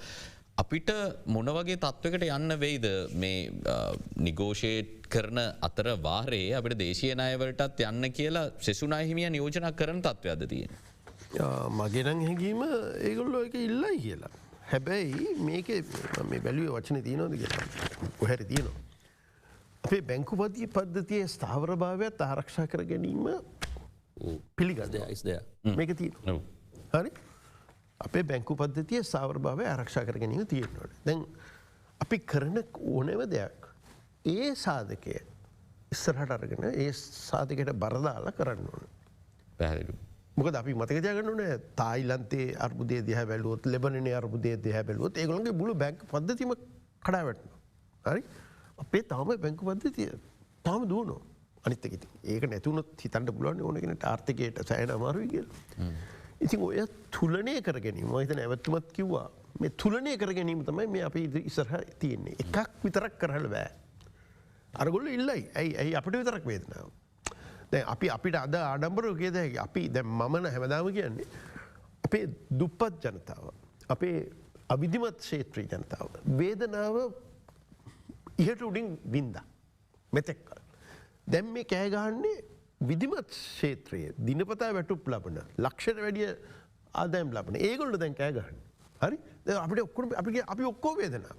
එතොට අපි නයහිමියන්ටත් කියෙන අනේ ඕගොල්ලොත් වේදනාව විතින්.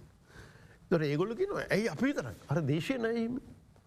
අපි ඒගොලට කියෙන දැම් පේනට රුපියල්ට එලා තියද ඒ මිනිසුන්ගේ දය දැනටම අඩු වෙලා අදලට තියෙන සත්ලයක්දර හරි ඉතින් ඔවැනි සාකච්ඡාවක් තමයි යන්න තියෙන. පැහැදිලි. එ අනුව අපි එතනින් ඉස්සරහට යද්දී ආර්ථික සංකෝෂණයක් නෙමේ සිදුවමින් තියෙන් ඒ හරහා තමයි අපි ආර්ථිකය ස්ථාවරත්වයකට ගෙනෙන්න්නට උත්සා කරමින් ඉන්නේ. බර්ධනයක් අත්පත් කරගන්න ප්‍රතාව කොච්චර කාලයක් ඇයිද දැ මේකත් විවාදයට ලක්වෙන කාරණාවක් ජාත්‍යන්ත්‍ර මුල්ල අරමුදල මේ ප්‍රතිසංස් කරන ගැන ප්‍රතිවිරුද්ධ මතයක් දරන ආර්ථික විද්‍යාව ගැන මතපාල කරනය බොහෝ විට කියන්නේ මේක නෙමේ ක්‍රමය අපි ග්‍රෝත්තයකින් අපිට පුළුවන් මේක කරන්න කියලා. නමුත් මේ වැඩ පිළිවෙල තුළ දුමින්දු හුළංගම මහත්මය අපිට මේ ග්‍රෝත් එකක් එම නැත ආර්ථික වර්ධනයකට යන්න කවදද යන්න පුළුවන් වේ.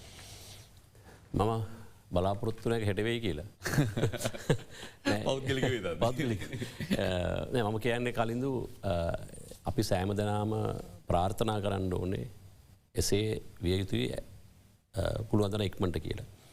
අපිට ගියාරුද්ද බලන්න මේක අදතත් නෙමන්නේ අපි දැන් ගියාවරුද්දේ අපි නායගෙවන්න බැහැ කියලා පැහැරදිය හම අපි නාය ගෙවන් බැරිතත්වයට වැටුන හම අපි බංකල රාජ බට පත් වුණ. එතකොට බල දායන් අපි කර වැටපිට බලන්න අපි හෙම බලන්නට මේක දිහ. එතකොට අපි මැක්‍රෝකනොමික් ස්ටබිලිට එකක් ගේනකං ඒකන අපේ නාය අපිට ගෙවා ගැනීම හැකියාව ඇති වෙනකං ඒ කියන අපිට සාකච්ඡා කර ලහිමියන්ගේ අපි ශුර අරගෙන ඒ නයගේම හැකියාව අපි ගත්තහම. අපි ආදායපසා වියදම අතර පරතරය අඩු කරලා. එතකොට අපේ රට ලිකට සිටුවේෂ වැඩියන පුළුවමක අපි දැන්වල් බැංක එක එතකොට වගේ අපිට අයපාරක් නාය ගැනීම හැකියාව ඇතිවෙනවා. එතකොට ඒවා අපි අයපාරක් බඩු අඩුවෙන් දීලා කන්සම්ශයකට ගිහිල්ල ඇතිකරතුරහෙම අප අයපරක් හිට අතර වැටෙන් නිසා අපි බලාගවයි වග බලාගත රජයක් ඇටියට මේ රජය හෝ එන රජයක් ඇටියට අපි අයපාරක වල නොවැටෙන්න්න වැඩ කරන්න ඒ කියන්නේ අපි කන්සම්ෂන් වලට අපි ලෝ නරගෙන අපි ඒක ඉවර කරලා අපි අයපරක් නායගවීම බැරිත රට අපට කිසිද කරන හම්පන්නේ එම නිසා මේ ප්‍රතිජගත කරනයයි මේ ප්‍රසිකන්ස් කරන කරලා මැක්‍රෝකනම සැබිල්ලක් එන්ඩෝන අපිට මොකද අපිට විදේශ ආයෝජකයන්ට හල් ලංකාව ආයෝජකයන්ට තමුන්ගේ ආයෝජනයෙන් ප්‍රතිලාභයක් ලැබිය යුතුයි ආයෝජනයක් කරන්න ඕන්න දැම් පෞද්ග රජය විදන් ආයෝජක නැත්තන් පෞද්ගලස ආජ කරන්න ඕනේ පෞද්ගලන්සට ආර්ථක කොන්ෆිඩස් ති ම මෙචර ඉන්වස් කරති මට මෙචර ගන ගන්න පුළුවන් මගේ රිටන එක මේක ඉන්ෆලේෂයකට සාපේක්ෂ මට රිටනයක් එනවා මගේ ශාවලට ගවන්න පුළුවන් එතකොට තමයි රට නිෂ්පාදනක ඇදිවෙලා රැකයා වැඩි වෙලා ආයෝචන කර යන්න ඉති ඒවා කරන්න මැක්‍රෝක සැබිල්ට අවශ්‍යයි සීරතිය ඉන්ට්‍රස්ටේට් එකට අපි කරන්න බෑයක ඒ නිසා අපි ආර්ථිකය ස්ටැබිලස් කරලා අප ඉන්ට්‍රස්ටේට් එක අපි පුළුවන්නන් යම්පිසි දරාගැන සත්තකට ගේන සිර පහල විස්සක් වගේ ඩබල ජිත බත් ඒවතට අයිද අවරුදක තුනේ ගේන්න අපේ අවුරුද් දෙක තුනේ ඒකත් අපි කඩලා කතාකරොත් පොලි අනුපාත කියන එකත් පොලි අනුපාත විශාලගේ පොලි අනුපාත අප අනිවාර්යම රටේ ආර්ථිකය සටේ ආර්ථ සංවරදනයක් වෙන්ඩ ඕන අනිවාර්ය පොලි අනුපාත අඩු වෙන්ඩ ඕනේ අපිට කොහොමද පොලි අනුපාත දැන් තියෙන්නේ 16.5 ප්‍රතිපත්ති පොලි අනුපාතිකම ඒ නිසා එතන් තියෙන රිස්ක් ප්‍රමියම් එකත් එක්ක මේක 31ක් 32ක් වෙනවා සමහර වෙලාවට එක අඩු කරන්න ඔබ දෙපළම උත්තර දෙන මේ ප්‍රශ්නයට අපිට යන්න තියෙන පාරමොකක්ද සහ කොයි කාලේ වගේ අපිට චුට්ටක් අඩු කරගන්න පුළුවන් වේද මේක? මගේ මතේ මේක අඩු කර ගැනීමේ දැන් අපි මේ ගන්න ක්‍රියාමාර්ග ඉදිරියම කරගෙන යා යුතුයි. නවත් කඩන්න නැතුව.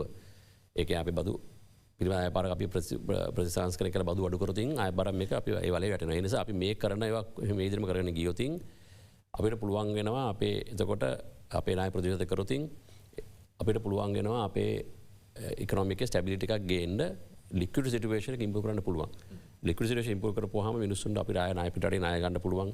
අපිට පිටරට අපිට LCR ඉන්න පුළුවන්. අපි සාමාන්‍ය තත්ත්වයට රට වැටෙනවා එතකොට.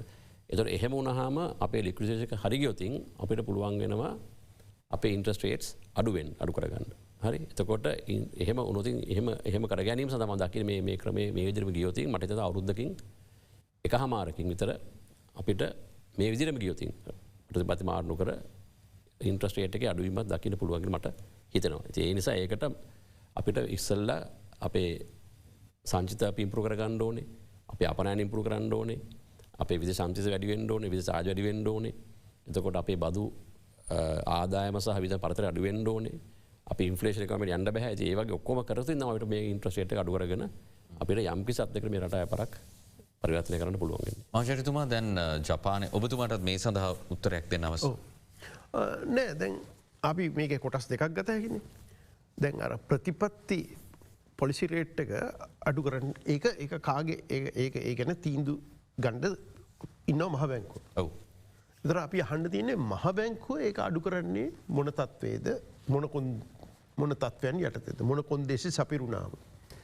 ඊළඟට ඒකයි අර වෙළඳපොලේ එක ඇතර තව විශාල පරතරයක්. ඒක මහ බැංකුව පාලනය කරන්නේ ඒක ඔය සංජනනය ඒගොල්ලෝ අවධානව දකින්න හැටි අනාදී දේවල් වලින් තමයි ඒක තීරණය වෙන්නේ. ඒතර අපි ගම්මු අර මහ බැංකුවේ කෑල්ල විතරක්. ඒක වඩා පාලනය කරන්න පුළුවන් දැන්. දැන් අපි දැක්කා මේක ඉතාමත්ම දරුණු විදිහට වැඩි කරා 2022 වර්ෂයේ. ඔය නන්දලාල් වීරසිංහ මහත්මයා එනකොටම ඒක ඇරියා හසට උඩින්. අපු දවසේම. ඔව්. එතකොට ඒකෙන් කරේ මේ සක්‍රීය ලෙස ආර්ථිකය සංකෝචනය කිරීම. ඒක අපි ඒකට ඒ නමින්ම කියන්න ඕනේ ආක්‍රිය සංකෝචනය කරා. ඒ කලේ මොකද මේක මේ අපි හයිපර් ඉන්ෆ්ලේෂන් අතිඋද්දමනකාරී තත්ත්වයට නොය යන එක වළක්වන්න. දැන් අපිට අපේ තියෙන ඒ උද්දමන දත්ත බැලුවම අපි පල්ලෙහාට එමින් පවතිනවා. දැන් ඔය ගමන තව සාර්ථක කරගත්තොත් ඔබතුමා කිව්ව ක්‍රියාදාමයන් තුලින් එහෙනම් මම හිතන්නේ මහ බැංකුව යම් කිසි වෙලාවක මේකට ප්‍රතිචාරය දක්වන්න ඕන. ඒතකොට ඒගොල්ලන්ගේ මට්ටම අඩු කරන්න ඕන. එතකොට මේ රටේ තියෙන මේ අනිත් තත්ත්වයන් මේ සාමාන්‍යයෙන් ඔක්කොම අපේ ආදාය වියදම් ඕවා මේවා අනුව අර අවදාන පිළිවන් සාධකෙත් අඩු වෙනවා. දැන් ඕකේ ප්‍රශ්න වෙලා තියෙන්නේ අපි කාටත් එකඟ වෙන්න පුළුවන් ඕක අත්‍යවශ්‍යයි කියලා. කවදද කරන්නේ? අපි මේ විනයානුකූලව මේ වැඩේ කරගෙන ගියොත් ওই දවසේ වඩා ඉක්මනට එනවා. ඒ අතරතුර අර අහනවනේ අපේ සුළු ව්‍යාපාරිකයෝ මම හැමදාම ඇවිල්ලා කියනවා මේ අපි සමාජ ආරක්ෂණ දලක් හදනවා මිනිස්සු බේරගන්න. දෙයනේ ආරක්ෂණ දලක් හදන්නේ නැද්ද අපේ ව්‍යාපාර බේරගන්න. හරි? ලොකු සමාගමනේ පොඩි මිනිහා ලෑල්ලට හේතු වෙලා තියෙනවා. අනිවාර්යයෙන්. එතකොට ඒ අයට මම නම් කියන්නේ විශේෂිත පොලි ක්‍රමයක් සහන ක්‍රමයක් ඔය පිටරටින් ගන්න සල්ලි අරගෙන මොන හරි කරලා හදන්න ඕනේ. නැත්නම් අපිට ආර්ථිකයක් කියලා දෙයක් ඉතුරු වෙන්නේ නැහැ. අර වැඩේ වෙන තුරු අපි ලෙඩා පියාගන්න එපා. මේ වෛද්‍ය උපකරණ තමයි මට පාවිච්චි කරන්න වෙලා තියෙන්නේ. ලෙඩා මැරලා වැඩ නැහැ. මාතෘකාවටත් ගැලපෙනයි. ඔව් ලෙඩා මරන්න කලින් ලෙඩා කොහොමද පණත් පිටින් තියාගන්නේ? ඉතින් ඒකට මම හිතන්නේ අපි යොමු වෙන එක හොඳයි. මම ආණ්ඩුව හිටියනම් මම නම් ඒකට ලොකු අවධානයක් දෙනවා. මේ වෙලාවේ සුළු හා මධ්‍ය පරිමාණ ව්‍යවසායකින් රැක ගන්න වෙනම පොලි ක්‍රමයක් ඔවුන් ඉලක්ක කරලා දැනට තියෙනවා ටොට්ටක් ඔය ADB එකෙන් සල්ලි වගේක් අරගෙන වාණිජ බැංකුව හරහා කරන නමුත් ටිකක් ඒ පැත්තෙන් අපි කල්පනා කරේ නැත්තම් අපිට ආර්ථිකයක් කියලා ඉතුරු වෙයිද කියලා මට බයක් තියෙනවා. මොකද එතකොට මේක ස්ථාවර වෙලා ඉවර වෙද්දී මිනිස්සුන්ට නැගිටින්නම් බැරි තත්වයක ඉන්න ඉඩ තියෙන නිසා. දුමින්දු හුලංගම මහත්මයා දැන් තව මේ අනුමැතියත් එක්ක අපි අන්තර්ජාලය බලද්දී හැමතැනම මිනිස්සු බලාපොරොත්තුවෙන් ඉන්න දෙයක් තමයි දැන් IMF එක ආවට පස්සේ IMF එක කියයි ඉම්පෝට් කරන්න දෙන්න කියලා. දැන් ජපානයේ එහෙම අපිට උදව් කරලා තියෙනවා ණය ප්‍රතිව්‍යුහගත කරන්න. අපි උන්ගේ වෙළඳපොළ වහලා දාලා තියෙන්නේ වාහන එන්න දෙන්නෙත් නැහැ අපි. ඒතකොට මේ අපේ ද්‍රව්‍යශීලතාවයේ ඉහළ යද්දී විදේශ විනිමය වෙළඳපොලේ ඒ වගේ යෝජනාවක් ජාත්‍යන්තර මූල්‍ය අරමුදලෙන් එන්න පුළුවන්ද මේ වාහන ඇතුළු අපි නවත්තලා තියෙන ආනයන යලි ආරම්භ කරන්න කියලා? මම හිතන්නේ එහෙම ඒ කට්ටිය යෝජනා කරා කියලා. මම හිතන්නේ මේ ප්‍රොජෙක්ට් ප්‍රශ්නේ හොව කවුද එක්කෙනෙක්.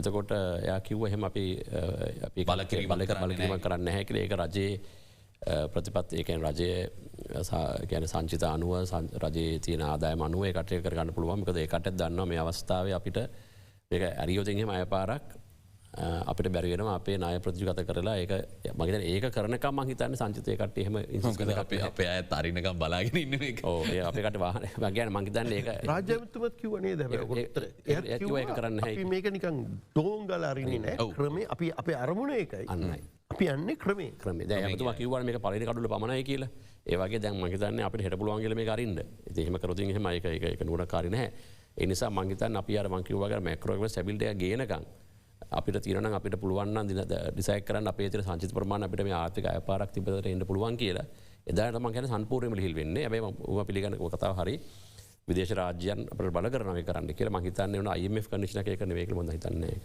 හැබැයි අනිත් පැත්තේ මේකත් කල්පනා කරලා බලන්න. මේ ස්වභාවිකවම අපේ ක්‍රය ශක්තිය අඩු වෙලා නම් ඒතර විනිමය අනුපාතය අපනෑන ආනයනය කරන බඩු වඩා මිල වෙන්ඩ කරලා තියෙනවනම් දැ මේ ආයිසරයක් ඥායිකෝ කතා කරන්න ඔන්න අපේ ලංකාවේතින් වාහන තියෙනවනේ මිලියන 5 මිලියන 7ක් වගේ සංඛ්‍යාව දැන් ඔය වාහන තියෙන හැමෙක් කෙනම දන්නවනේ ඉස්සර ගෙවපු ගාන නෙමෙයි මම අද ගෙවන්නේ.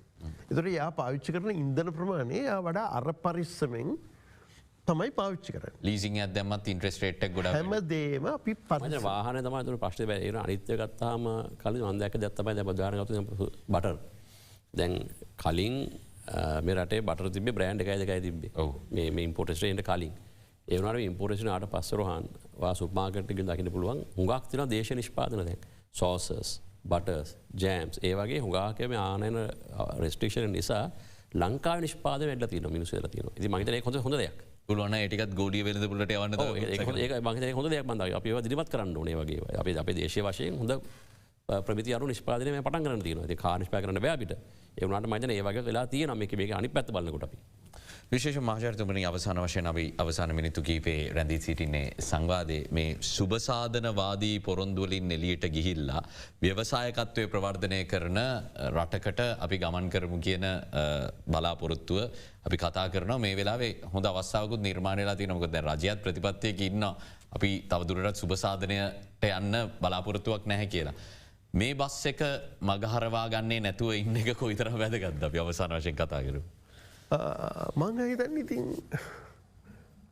ආයතරයි මට කෙටියෙන් කියන්න තින්නේ ලෙබනනේ දිහා බලන්න. මේ බස් එක මිස්සුනොත් ලෙබනන් තමයි. ඒ කියන්නේ ඒකේ දේශපාලන පැලැන්තියට එකඟත්වයට එන්න බෑ. ඒකේ බැංකු පද්ධතිය කෙලින් කරගන්න බෑ. ආයතරයි මේ නිකන් අපේ මිනිස්සුන්ට තේරුම. තමන්ට අයිති තමන්ගේ මුදල් තමන්ගේ දෙමෝපියන්ගේ වෛද්‍ය වේතන් වලට වේදන් කරන්න බැංකුව දෙන්නේ නැහැ. ඉතින් මේ මිනිස්සු මොකද කරන්නේ? මේ මිනිස්සු ප්ලාස්ටික් තුවක්කු අරගෙන ගිහිල්ලා බැංකුවට මකුල් කරනවා. මංකොල් හරනවා. ඒකල ඒගොල්ලෝ කියනවා මම කිසිම කෙනෙක්ගේ සල්ලි නෙමෙයිම මගේ account එකේ තියෙන මගේ මුදල් මගේ අම්මගේ වෛද්‍ය වේදන් වලට පාවිච්චි කිරීම සඳහා. මං කියන්නේ ඕක මොනතරම් අප්‍රසන්න නොවිය යුතු වැරදි දෙයක්ද? අපි ඔතනට නොගිහින් ඉමු. වෙන ඔක්කොම අප්‍රසන්නතා තිබ්බත් අපි ඔතනට නොගිහින් ඉමු. එතකොට ඒක කරන්න නම් අපේ ඵලදායීත්වය වර්ධනය කරගන්න ඕනේ. අර කිව්වා වගේ අලුත් දේවල් කරලා නවෝත්පාදනය කරලා අපනයන වර්ධනය කිරීමෙන් මෙහා අපිට ගැලවීමක් නැහැ. මතක තියාගන්න ඒක.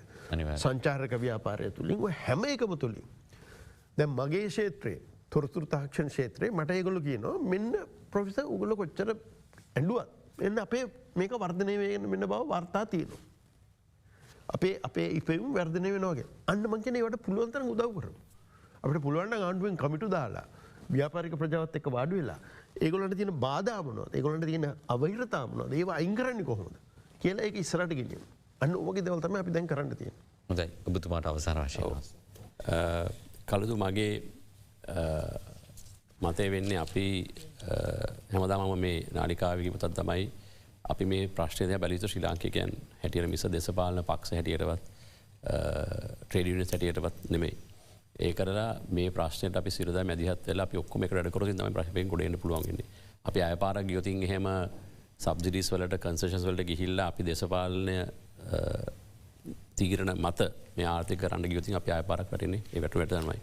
ඒ නිසා මම කියන්නේ මේ අවස්ථාවේ අපි සෑම දෙනාම මේකට සහයෝගය දිය යුතුයි. මම සුමාන කලුත් ප්‍රකාශයක් කරා ආන්දෝලනවත් වුණා ඒක. ඒක යන මේ රට මම දකින හැටියට මෙච්චර කලින් අපිට තරං අපි තරං ඉක්මට මේ ජාතන්ට මේ අරබුද සහය අරගෙන මේ රිෆෝර්ම්ස් කරපු තරක් නෑකම කිව්වයි මම මගේ දැනුමානු. ඉතින් ඒ නිසා අපි ඒක පිළියර ඉදිරි යන්න ඕනේ. මොකද මම හිතන්නේ අපි දැන් පාරට බැහැල කෑගහර කැලිකොඩ කරතින් එහෙම ප්‍රශ්නය තවදික අපට අමාරුනික තරයි වෙන්නේ ලේසි වෙන්න හැ. සෑම දෙනාටම මත තියෙන පුළුවන් ඒ මත වෙනම ප්‍රකාශ කරන පුළුවන් ඒනට අපි මේක ඩිස්ටර්බ් කරන්න කිව්වේ ප්‍රොසෙස් එක. අපිට මේකෙන් ගොඩ එන්න බැහැ. ඒ නිසා තමයි ලංකා වාණිජ මණ්ඩලය විදිහට අපි ආරම්භ කරනවා අපි සෑම දේශපාලන පක්ෂ සම කතා කරලා මේ සම්බන්ධයෙන් ඔවුන් ඇති ඇත්තම කෙනෙක් සහයෝගය දුන්නා. මම නැහැ කියන්නේ සෑම පක්ෂ හැදුන්නා. ඒ අතරතුර මේ අවස්ථාවල අපි සෑම ට්‍රේඩ් යුනියන් එක්ක කතා කරනවා මේ අපි මේ ප්‍රශ්න අපිට උන්ට කියලා දීලා මේක මගේ ප්‍රශ්නයක්වත් මේ ප්‍රශ්නයක්වත් මේ රටේ මහජනතාවගේ ප්‍රශ්නයක් අපි මහජනතාව වෙනුවෙන් අපි මේක කර යුතුයි. වැඩිපුරම 36ක් බදු ගෙවන කට්ටිය තමයි එන්න කියලා කියන්නේ මේ බද්ද තියෙන්න දෙන්න කිය. ඒක තමයි කියන්නේ බදු අනිවාර්යෙන්ම ඒ කියන්නේ අපි ඔක්කොම 36 අපි ඉන්නේ. 36 අපි පුළු බදු පාමනයක් ගෙවනවා. ඉතින් අපිට අමාරුයි තමයි. ඉතින් කරන්න දෙයක් නැහැ. අපි ඒ වුණත් අපි අපේ මෙසේජ් එක අපේ ලංකා වාණිජ මණ්ඩලයේ විසින් අපි මෙසේජ් එක තියෙන්නේ ශ්‍රී ලංකා ෆස්ට් ලංකාවේ හිතලා මේ වැඩේ කරමු කියලා. ඒ නිසා අපි සියලුදාම ඒක හිතේ තියාගෙන ඒකට වැඩ කරලා මේ ප්‍රශ්නයෙන් ගොඩ එන්න අපි වන්න මගේ දකින්නේ. හොඳයි දෙවින්ම සූතියන්තයන ඔබ දෙපලටම අද අපේ ආරාධනාව පිළිගත්තාට විශේෂම වැදගත් කාරණය අපි මේක අපිත් කතා කර වෙනදාට ජාත්‍යන්තර මුල්ල අරමුදලේ අනුමැතිය හෝ රටේ ආර්ථිකයට වැදගත් සිදුවීමක් වුණාම අපි ඒක ඔහේ තියෙන්න්න දෙනවා අපි ඒ ගැන ජනතවත් එක කතා කරන්නේ නෑ අපි ඒ ගැන අවබෝධයක් ලබා ගන්න රුත්සා කරන්නේ නෑ. නමුත් මේ අර්බුදය විසින් නිර්මාණය කරපු වේදිකාව තම මේ වේදිකාව ඒකත් එක් අපි ආර්ථිකය ගැන වෙනදාට වඩා විවෘතව කතා කරනවා උහුදු දේශපාලන වේදිකාවල පලවන මතවාදවලින් එහාට ගිහිල්ලා දත්තත් එක්ක වාර්තාත් එක්ක වෙන ලෝක රටවල් වල උදාහරණත් එක්ක අපි මේ තත්ත්වය තේරුම් ගන්නට උත්සාහ කරනවා. ඒ හරහා ඔබටම ඔබේ තීරණ ගන්නට බොහෝ පහසුවේවි පෙරට වඩා වෙනත් ඇයකුගේ කන්නාඩියෙන් ලෝකයේ දිහා බලනාට වඩා. බෙවින්ම සූතියන්තයන විද්වතු දෙපලටම අද අපේ ආරාධනා පිළිගත්තාට. අපි මේත් එක් අද දිනය පුරා මේ ජාත්‍යන්ත්‍ර මුල්ල අරමුදලේ අනුමැතිය හිමිවීම සම්බන්ධයෙන් පාර්ලිමේන්තුවේ දේශපාලන වේදිකාවේ විවිධ මණ්ඩපවල පලවෙන අදහස් ඔබට ඉදිරිපත් කරන්න සූදානමින් ඉන්න රැඳී සිරින්න අද දෙරනත් එක්ක බොම සූති අද අපිත් එක්ක එක්වී හිටියාට සුපදිනයක්. This is another Derana special report.